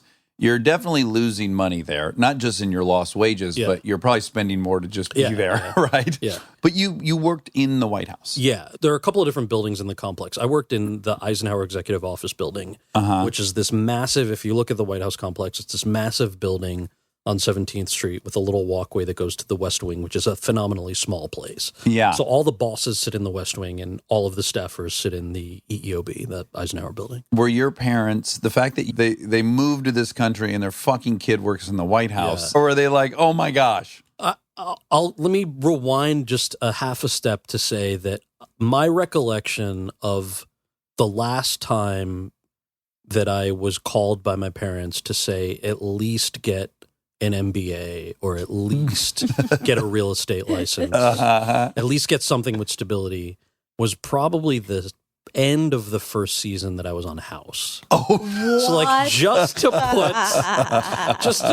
give you an idea of parental fear. And I think it's totally valid fear, the idea that you do not have a stable job. I'm sure part of it was that I was playing a doctor if I wasn't a doctor in real life. So then cut to this, and I remember before actually taking the job, before the conversations about the job happened, because I started late. I started in June of 2009, so 6 months into the administration. There was this concert during inauguration that the Obamas had on the steps of the Lincoln Memorial, and I was asked to read a short quote. There were a bunch of actors that read short quotes from previous presidents, and then like it was like Jack Black and like Ashley Judd, and then Bruce Springsteen was playing, Bono was playing, a couple of country music acts. Like it was a cool thing, and you got to bring your parents, and so my parents came, and they were sitting in the audience, and the green room, the hold room before you went out on stage, was in the basement of the Lincoln Memorial. There's a Civil Rights Museum, and so there are these heavily armed Secret Service tactical guys down there. They had left a bunch of the exhibits on, so there's this black and white footage of black folks being, beaten and hosed and dogs and the whole thing. And it's just nobody's saying anything. So you're just like taking all of this in before you go on stage for a concert celebrating America that happens to also be the first black president who's being inaugurated. So afterwards, my mom just looked at me and she said, your grandparents would be very proud of you today, which is even more than saying that they were proud, because my grandparents had marched with Gandhi, and they like there was this whole history that I've always been very mindful of. So I got chills from that. But then when the conversations about the job happened, and I called my dad to tell him that I was taking a sabbatical from acting, which required me getting killed off of house to take a job that pays $41,000 a year at the White House, he listened and then burst out laughing. And that was, of all of the things in my head of how he was going to react, that wasn't on the table. I was like, why? And so I didn't know how to respond. I was like, why are you laughing? And he goes, well, what do you want me to say? And I said, I don't know. Like, what are you thinking? He goes, well, you've already made this decision. I was like, yeah, I have. Yeah. And he goes, well, I was wrong when you said you wanted to be an actor. So I don't know what I would say. I just hope that you are doing something that you enjoy. And is this a career change for you? I said, no. I want to do it for a year or two. My first love is always making people laugh and acting and storytelling through those means. I just feel like you don't say no when an opportunity like this presents itself. I feel like I would hope part of his laughter was just like, look at this kid's moxie. My goodness. Like this kid will fucking make any decision I hope. I mean that I have to imagine that's part of the laugh. My fear was bookended when you leave your White House job, you're invited to the Oval Office to do an exit photo. So a photo that Pete Souza takes of you and whoever you want to bring with the president in the Oval Office. The White House is a very small place, so you do see the president and senior staff often, but you're not necessarily interacting with them unless you have to brief him for something in particular. So I can't remember what it was, but like a month before that exit photo, before my last day, I had to brief the president on something. And I mentioned, I was like, sir, my last day is next month. He goes, you're bringing your parents in, right? And I was like, yeah, of course. And he's like, good. And I said, I just want to apologize in advance if like my dad says anything. And he's like, what's your dad going to say? I was like, I don't know. He's like, he's an Indian uncle. I just don't want him to give you tips on like foreign policy or the economy. I don't know what his stocks are doing right now, but like, I don't want him to give you tips. He sort of laughed and goes, I would be disappointed if that didn't happen. That's what parents are for. Yes. I was like, okay, thank you. And my dad didn't say anything. He was like and these things are so quick that he didn't have a chance to. Yeah. But in the back of my head, I'm like, he laughed at me when I took the job. Is he bottling up this whole thing just to be able to say? Is he going to throw a pie in Obama's face? Because, I mean, any parent, but especially Indian uncles debating politics. Look at Hassan's show. He's got clips of like, uncles and aunties advising him on stuff. When he decided to talk about Indian politics, like, you cannot do this. That is so real. So I was like, maybe this is going to happen. And so it was fine. But it was a very special time. I really enjoyed it. Yeah, what a special detour you took. Yeah. I'm really envious and happy for you that you had the confidence to do that. Thank you. Yeah. I think most of us actors operate on the assumption that like it's all been a bad mix-up and they're going to knock on our door and say, well, we just realized you should not be doing this. I think all of us are very insecure as actors. It's sort of who we are. Yeah. But no, man, I really think that the big takeaway from me was that my story, I understand, got a lot of attention because I was in the public eye and I was on a TV show, and that was my leave of absence. You're kind of the Pat Tillman of acting. Do you remember Pat Tillman? He played for the Cardinals. Yeah. He was just re-upping his contract. He was on fire. He quit and joined the Army. And you're like, who does that? Yeah. But there are thousands of people who do that. And there were the people I worked alongside and in jobs that you'll never hear about because they didn't leave TV shows. They left doctor's offices and law firms and think tanks and, they were teachers. I mean, that's sort of the most beautiful thing is I totally get why the story is like, oh, he left a TV show to go work at the White House. Yeah. But it is truly scores and scores of people do this. And it's a testament to like what's possible, I think, in America. Yeah, the kind of better angels of our nature. Yeah. Was it hard to get out of that contract? Or were they totally understanding? Oh, so... Because they probably had you for 7 years of options, right? Time. So I called my my manager is still the same guy. I had a different agent at the time who was not Barbara, and I called the agent and I said, I told her what was happening. I had shared it with my manager, and I said, can you talk to them and see how they feel about sort of like getting out of the contract? I feel really weird even asking this, but it means a lot. And she called back and said, absolutely no. Like, everybody said this is, you will not be let out of your contract. Right. So I sat on that for a couple of days and then I thought like, how do you tell the White House that like you're playing a fake doctor and so you can't serve your country? Right. Like this feels so lame. I don't feel like I've done everything I can do. But what about like maybe just the idea of talking to my boss directly? So I went to David Shore's office and I made an appointment with him and I said, David, I know that I know the answer is no. I just had to sit down and meet with you and say, I love the show. I have an opportunity to serve our country and I just would love for you to reconsider. And he goes, well, this is the first I'm hearing of that. He hadn't even been.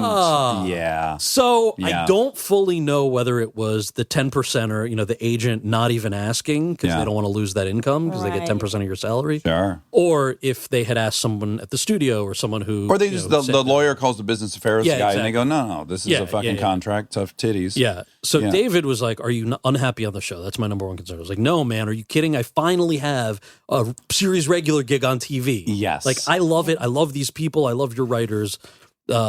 He said, okay, then I bet people are telling you you're crazy. And I said, yeah. He told me some variant of, if I'm remembering this correctly, he was a lawyer in Toronto and people told him he was crazy because he said he wanted to be a screenwriter. And then he finally just packed up and moved to LA and became a screenwriter. Right. And so he's like, who am I to tell you that this is crazy? If you want to do it, you have my blessing. Wow. I just need some time to figure out how it's going to go down. And what a wonderful. Well, Kal Penn. Close, Culpin. Yeah. Culpin. Yeah. Culpin. Yeah. It's been such a pleasure talking to you. Likewise. Yeah, I can't believe how many ways we intersected and yet have not sat down and had a conversation. I mean, that Barbara Cameron thing is just... That's crazy. The UCLA 2000 was already, I was like, this is nuts. And now Barbara, and I've got a hunch it doesn't end there. But the Barbara, I mean, for the listener, really, there are hundreds and hundreds and hundreds of agents. I was submitting thousands of headshots for years, 2.5 years at least, before she was the only one who called me and brought me in and was so sweet. And that's... Yeah, but mostly Laura. We agree. Mostly our that's point. where we have to... Look, I thought I was going in there to do porn, so that's just... It was a nice turn of events our for me. point person, Laura. Well, so awesome having you. Yeah, likewise. Amazing thank you. story, Nice to see and you we again. appreciate you indulging us. Thank you. All right, be good. And now my favorite part of the show, the fact check with my soulmate, Monica Padman. We are supported by HP. If you're a parent or you know one, like I do, or you can help take care of kids, you already know what August feels like. It's not summer anymore, it's the pregame. The supplies list, the forms, the we need this printed by tomorrow texts that come in at 9 p.m. And I say this as someone who's been on the receiving end of those texts in a former life. You're ready to help, and then the printer says no, out of ink, blinking at you, useless. It's such a small thing, but it will absolutely derail your night. So when I heard about the HP Smart Tank printer from HP, America's most trusted printer brand, I thought this is the kind of thing that actually makes life easier, not in a big flashy way, in a one less crisis way. Instead of those little cartridges that run out the second you need them, the HP Smart Tank uses refillable ink tanks, and it comes with up to 3 years of ink included. 3 years. That's 3 back-to-school seasons without the cartridge panic. HP can't fill out the forms for you, but they can make sure the printer is never the reason you're up past midnight. Search HP Smart Tank. Kal Penn. Yeah. What a guy. What a sweet, sweet guy. I really, really liked him. Did you? So much. Truly so much. Where I thought like, oh, wow, there's still a whole bunch of people that... Because I met most of my peers, I feel like. No. In acting? Oh. Like in the comedy world? Oh, yeah. I mean, we're down to a couple that I haven't met. And he was one of them. And I just was like reminded, oh shit, I could have been stuck on a little path with him and that would have been fun. Yeah. Because we were doing the same things at the same time. Yeah, literally. Oh gosh, as it turns out, all the way. Yeah, that was mind blowing. Do you think you guys are twins? Twins? Separated at birth. I do. And you make a whole. Yeah, I think we do. I mean, the fact that we both drove to that house, Barbara Cameron's house. That is crazy. It's really That's crazy. so cool. You guys definitely crossed paths at some point in life before you knew each other. Because, when Babs Cameron was submitting to Dials, she was doing her 5 comedians my age. Yeah. Certainly we were there. Yeah. And then graduated the same. Yeah. You guys were just missing each other your whole lives. You're right.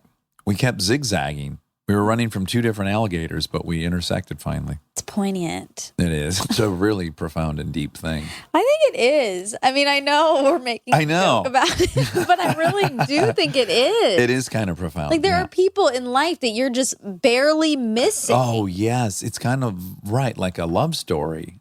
I hope that's my love story. Like star-crossed love. Yes, like when you finally meet your husband, it'll occur to you were in all the same places. He was at the same premiere in London seeing Jennifer Aniston. Yeah, exactly. Yeah. Oh, my God. Well, you guys will start looking through each other's pictures. And it'll click like, wait, is that the premiere for Along Came Polly? No. What was the movie? Break Up.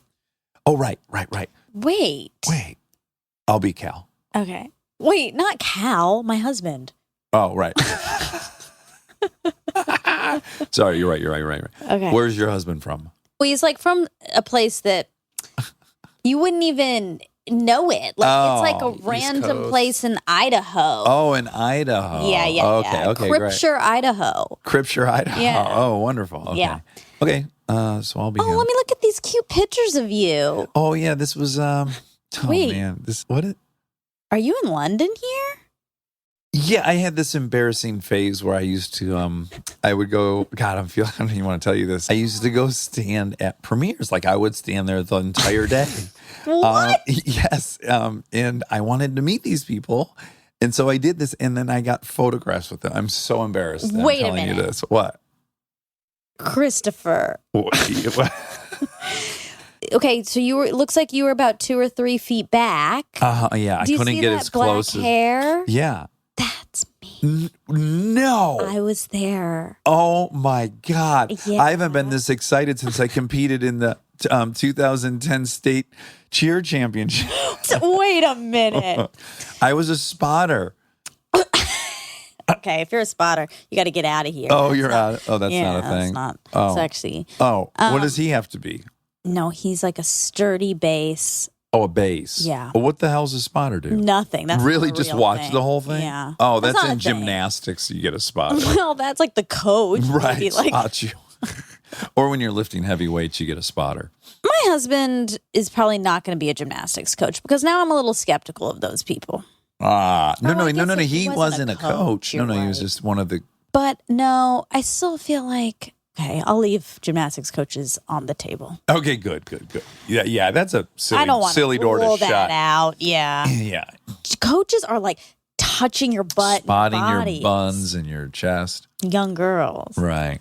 I had some really nice ones though. Some nice men coaches. Oh, I thought you were talking about your boobs because I just said. Oh. I go spotting your buns or your boobs, and Oh. you go. I gotta tell you, I had some really nice ones. Well, I did. I did have nice ones, and I had nice coaches. What if you're just right now, because you're regaling right now. You have this sweet look on your face, and to imagine that you're remembering your breasts is so funny. I wish there was video of it.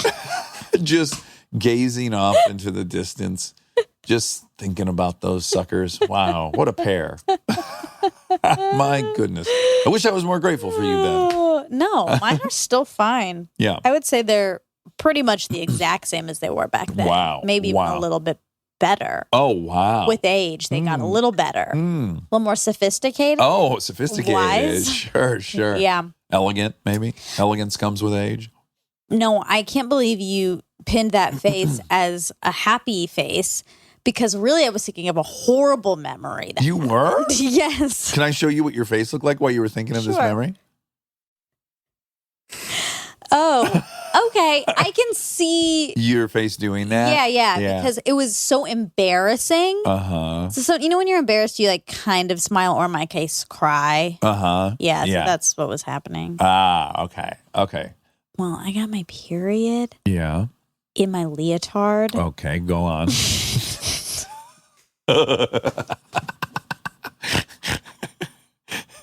That's the whole story, basically. Oh, okay. I just got my period in my leotard. Oh, it was that's- a white leotard. You could see it. Did someone else point it out to you, or no, did you discover it? No, I discovered it later. Okay, at after home. practice? Yeah, at home. Okay. And then all I could think about was that my coach, of course, noticed. Oh, and they wouldn't be empowered to say First anything notice. to And you? what could he say? He was You're- a man. Hey, you spilt a little blood on your gusset. On your banana grundle. There's a little crimson. You spilled blood.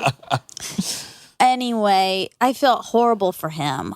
For the coach? Yes. Oh, wow. That's what a benevolent memory. Because there's no like sadness of your embarrassment. It goes straight to your sadness for the coach. It was more embarrassed. I was embarrassed because I knew that he had to then Ignore it. Yes. Oh, boy. Could cry right now. Oh, man.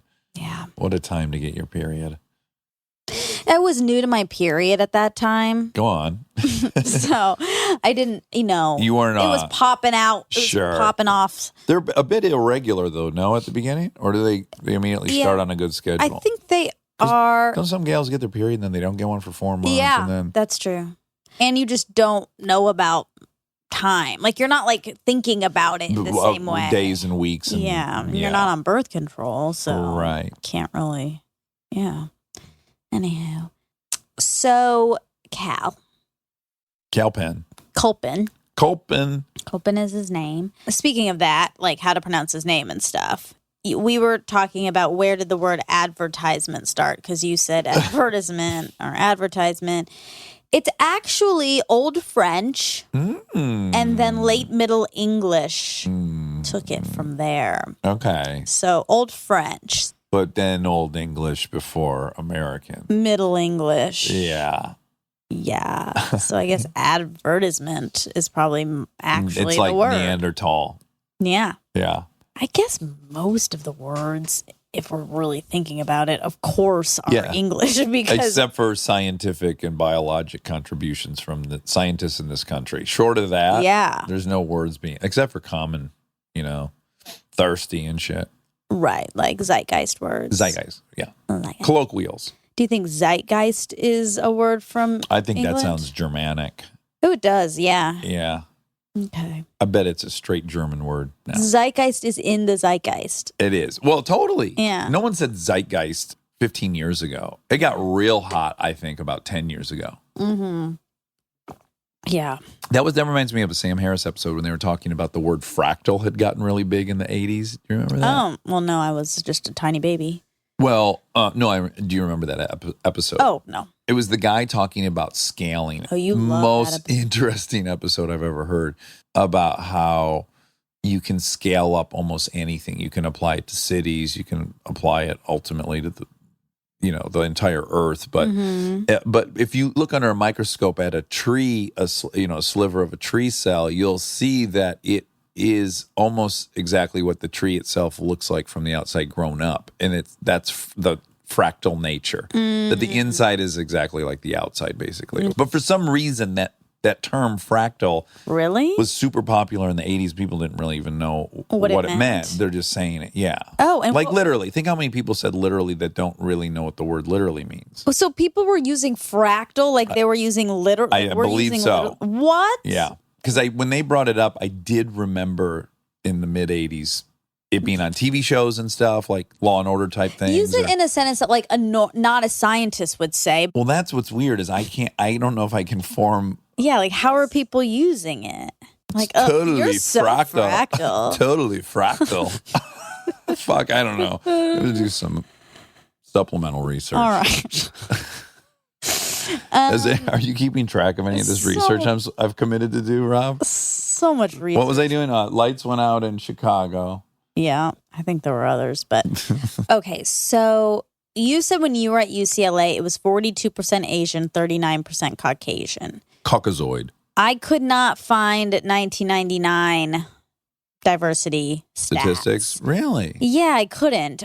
That's weird because when you apply to the school and you get the little brochure, it tells you what the demographic breakdown is. But I couldn't see 99. Huh. But today, Okay, hit me with today. it's 28.6% Asian, Okay. 27% white, Okay. 21.7% Hispanic, Okay. 11.9 non-resident alien.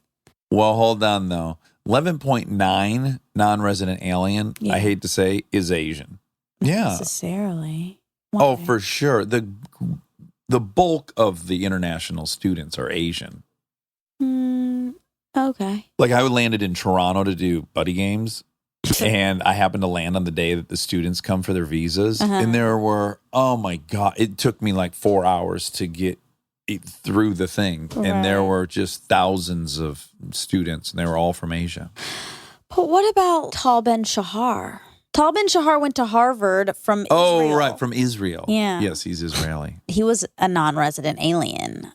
Right. So yeah. we So I think can't there's say they're all Asian. no. I'm just saying. I think it's the huge majority of ethnicities are on a student visa. I think are from Asia. All right. We could figure that out pretty easy. Let's Add that to the say list, Rob. 10%. Let's say 10. I'll give you 10 out of 11.9. Oh, okay, That's so a that lot. would bring that 28 number up to 38. Yeah. And then, because this was a pie.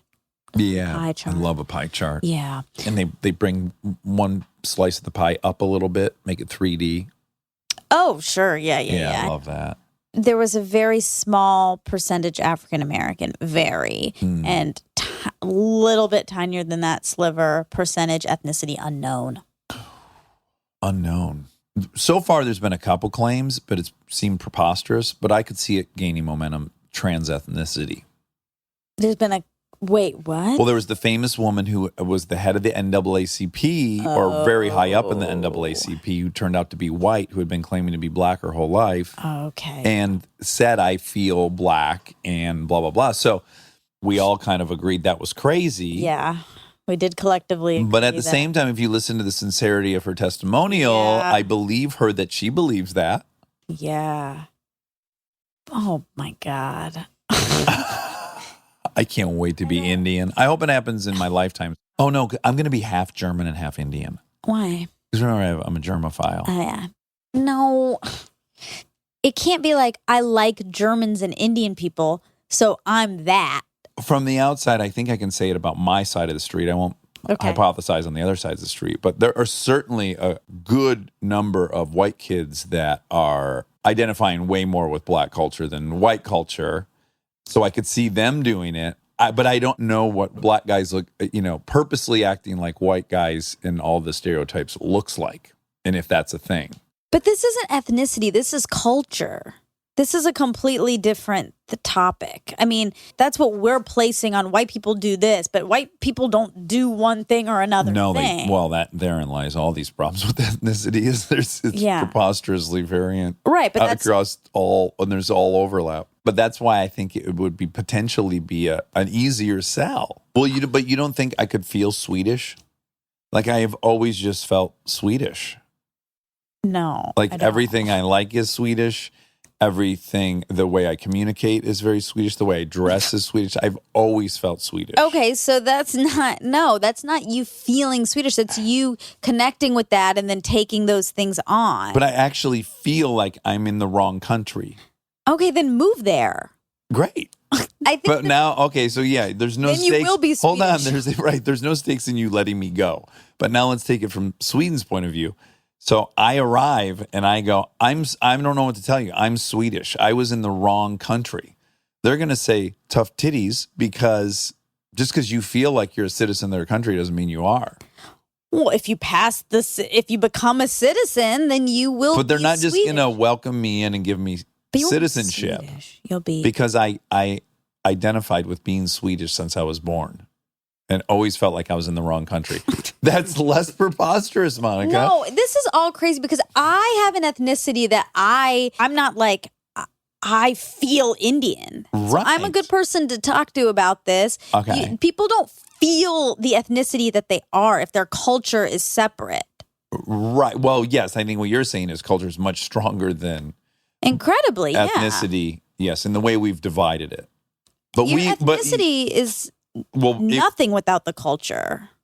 Right. It's one of the defining. It's the defining. It's the whole thing. Yeah. So you could say, like, if now aliens came here and they were picking ethnicities, they would probably divide it up. Let the people in Chicago share all these similarities, and they would be defined as an ethnicity. And then, it'd be regional would define the ethnicity because they have the same culture. You know what I'm saying? Yeah. To your point, this like is you're all- Indian in Georgia, so you feel white.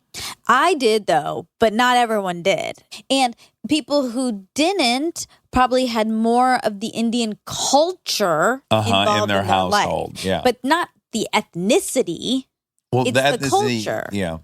The culture of India was more prevalent in Yes. their house or in their world or whatever. Mm-hmm. This has gotten off It was a long detour. I think it was maybe silly. Sorry if it was silly. Okay. Is Chevy Chase named after Chevy Chase Road? No. He said something about Maryland, and then that's what I found.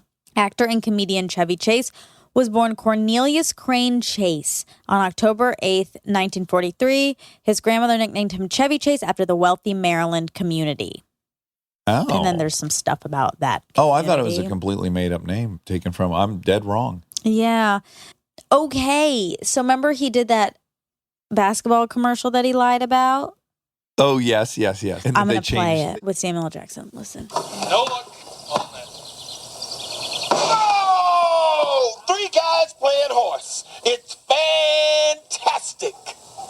You got H.O.? Is that right? H.O.? H.O.? Whoa! Someone improvised that. Wow. You got an H.O.? You got an Yeah, H.O.? for sure. They That filled was in the an gaps. improvisation. Yeah. So that was that. Well, I remember that commercial without even you turning it towards me. Really? Yeah, I remember And it yeah, for you sure. can see Cal has to put his hand over this. Are you okay? Uh-huh. Okay. He has to put his hands over his eyes. Oh. So you okay. can't even really see his face. Oh, well, yeah. that happens. It's okay. He overcame it. Opposite first commercial experience than you. You went into that mermaid scenario and they made you even more luxurious. They did, yeah. Yeah, whereas they covered his face. Yeah, and it was kind of a similar situation because I had to swim in that, and I don't like swimming, and I'm not very good at it. I still did it, so I guess it's not the same, but it's kind of the same. Like, I think they wanted me to be better at swimming. Right. What do you think is the real number that you could do in the tread? How long do you think you could tread water?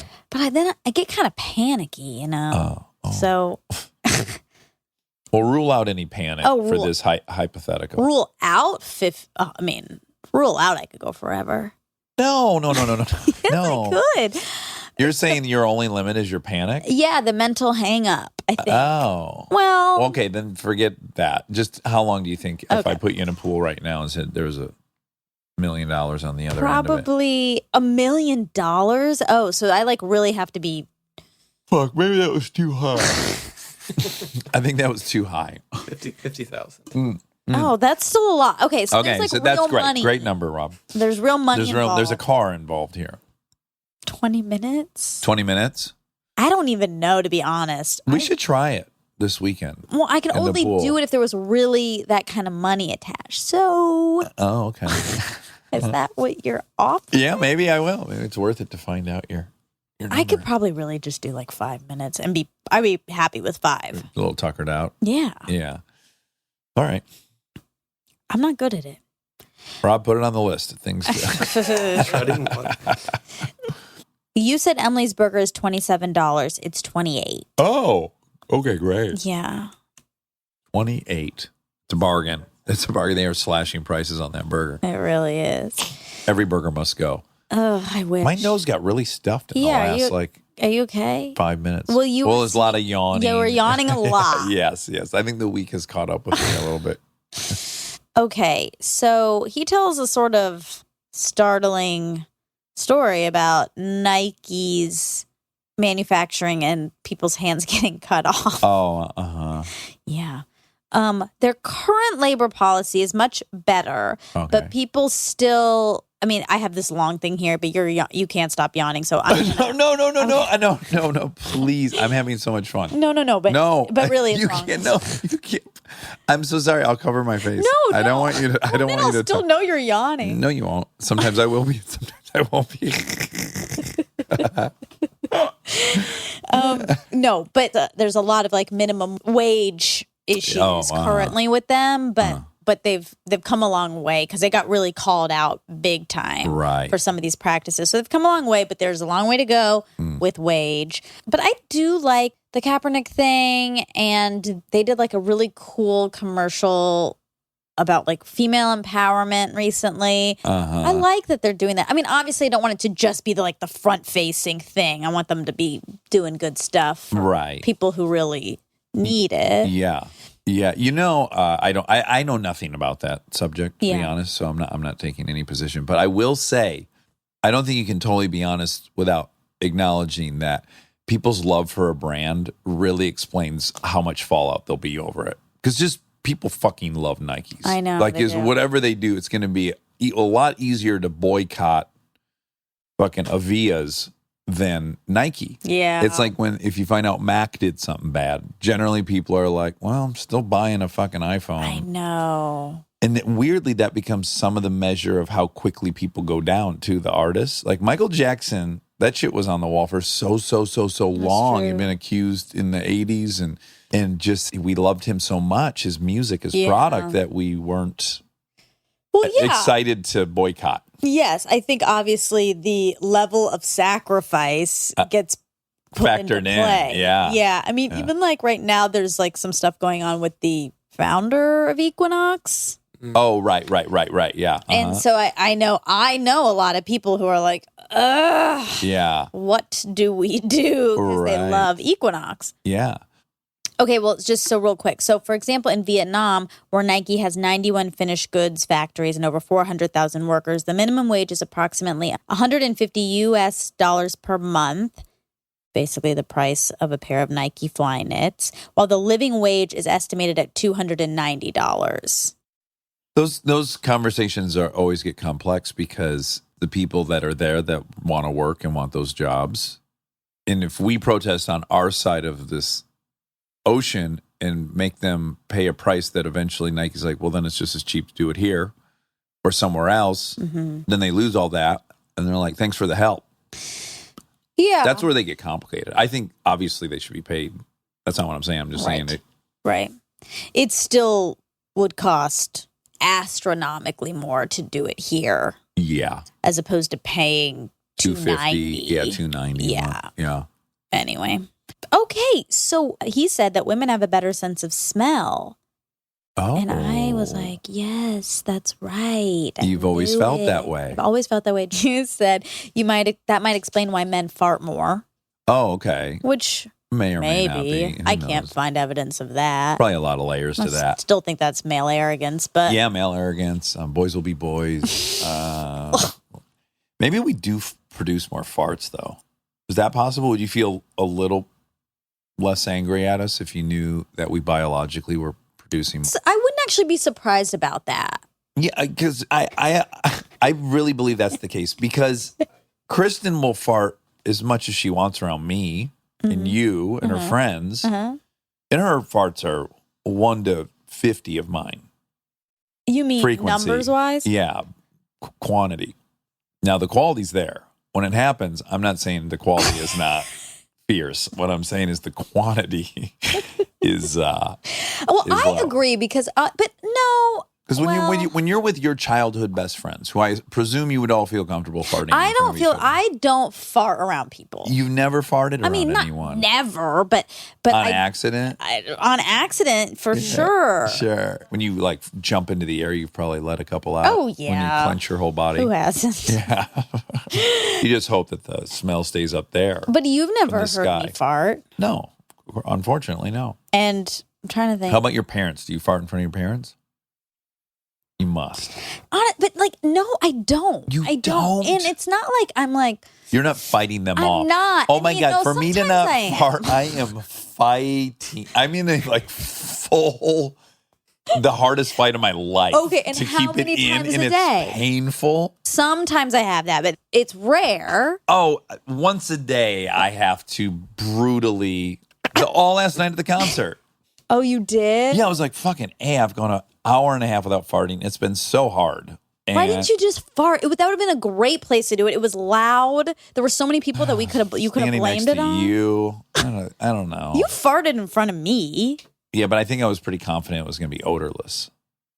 If I'm confident that it's odorless, sure, I'll crack those out. You could not have been confident because you were farting after we had White Castle.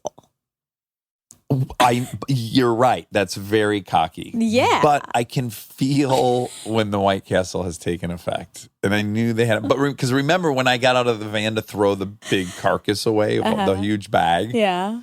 Remember when I was out at the trash can, I farted. And when I got back in the van, I said, they turned. Okay, yeah, sure. Yeah. And I knew, I had let several out before that trash can because I could tell at the trash can there's a different, a tipping point. There's a different temperature to this. Anywho, you guys might have more farts in your body, maybe. Well, look Produce at more Ryan. gas. Ryan farts so much. So much. But I wonder if it's one of these things. This is another theory. What if the more you do it, the more you produce? Actually, I really think that's true because I do it very little and I don't have very many farts. And so I think it was like a lifetime. My body has just gotten used to not doing reabsorbing those gases. Yes. And you have been letting farts out since day one, like nonstop. Well, I was going to go with the sibling theory, which is I have a sibling. I have 2 siblings. Yeah. My daughters who are siblings, they fart as much as I do. Those kids fart nonstop, right? And then Ryan had an older brother. But I have a sibling. Well, but 8 years younger than you. So you didn't really go through a farting together phase, did you? Your kids don't fart because of each other. They fart because of you. Because you're always talking about farts and poop and all that stuff. Boy. That's why. So they're gonna learn. They're gonna learn. I fear the hard way. I've talked about this. Yeah. I've said you mislead your children because all people let their kids fart. I mean, they think it's funny. You have to let them. And then they get into a class and at some grade, without any warning, they let one rip and everyone thinks they're the most disgusting person alive. And we didn't warn them about that at all. We celebrate their farts. We laugh. Well, yeah. And it's honest because your family's farts don't smell as bad as strangers' farts. Like when the girls fart, it doesn't bother me at all. Even when they're stinky. Right. It doesn't bother me. Well, yeah, maybe with your kid. I'm sure with your kids it's different. Yeah. Yeah. Christians don't bother me at all. Yeah. I can extend that to you. No, That's what I'm saying.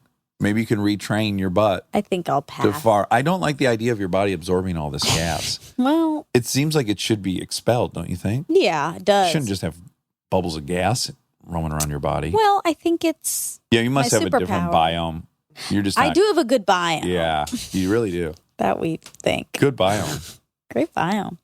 Okay, anyway, so there was a study about this. The team calculated the number of cells in the olfactory bulbs of these individuals. On average, women had 43% more cells in this brain region, the olfactory section, than the men.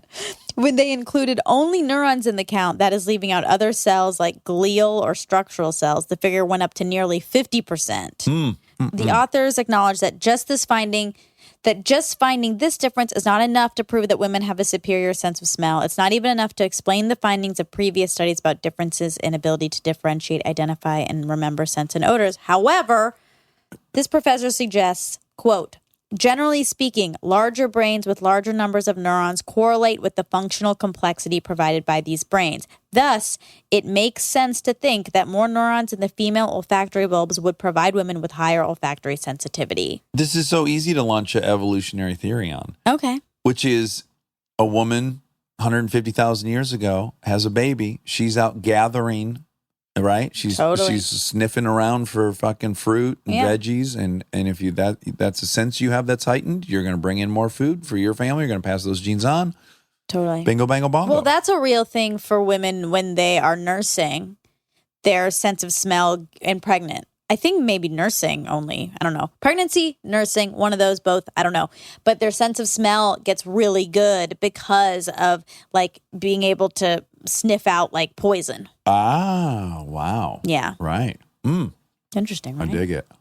So, okay, what year did my dad come here? You said you thought mid-'80s. And I said, no, I don't think so. And I really should have been more confident about that because I was born in 1987. And he'd definitely been here way longer than 2 years. Right. He came in 1979. Oh, wow. Okay. So I was 4 years old.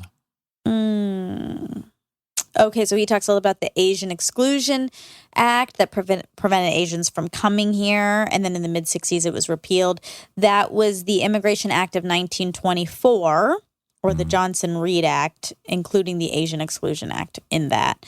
It was a United States federal law that prevented immigration from Asia. Yeah, and then it was repealed, reversed. The Immigration and Nationality Act of 1965, also known as the Hart-Celler Act, signed into law by Lyndon B. Johnson. LBJ. Took away that policy. Oh. Yeah. Okay, so he said he named his character Garrett because his parents in the show, his parents liked the facts of life, and then The Garretts.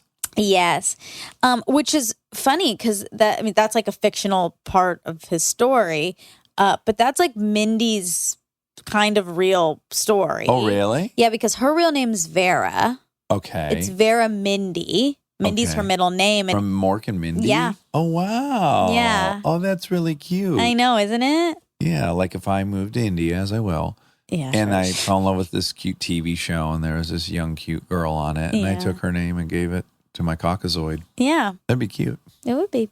That is all. That's all? Yeah. All right. Well, let's have a really fun week, okay? Okay. Because it's your birthday month. Oh, wow. Yeah. I wish I knew that at the beginning of the month. It is the end of No, the no, no. It month starts now. on your birthday, and then you get a Oh. month.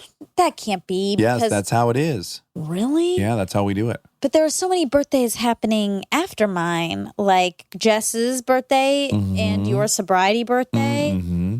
Those are next in a couple weeks. Yeah. So those then take precedent. I got you a present over the last couple days. I told you not to do that. Well, tough titties. Okay. 'Cause I did. Okay. Thanks. You're welcome. I love you. Love you.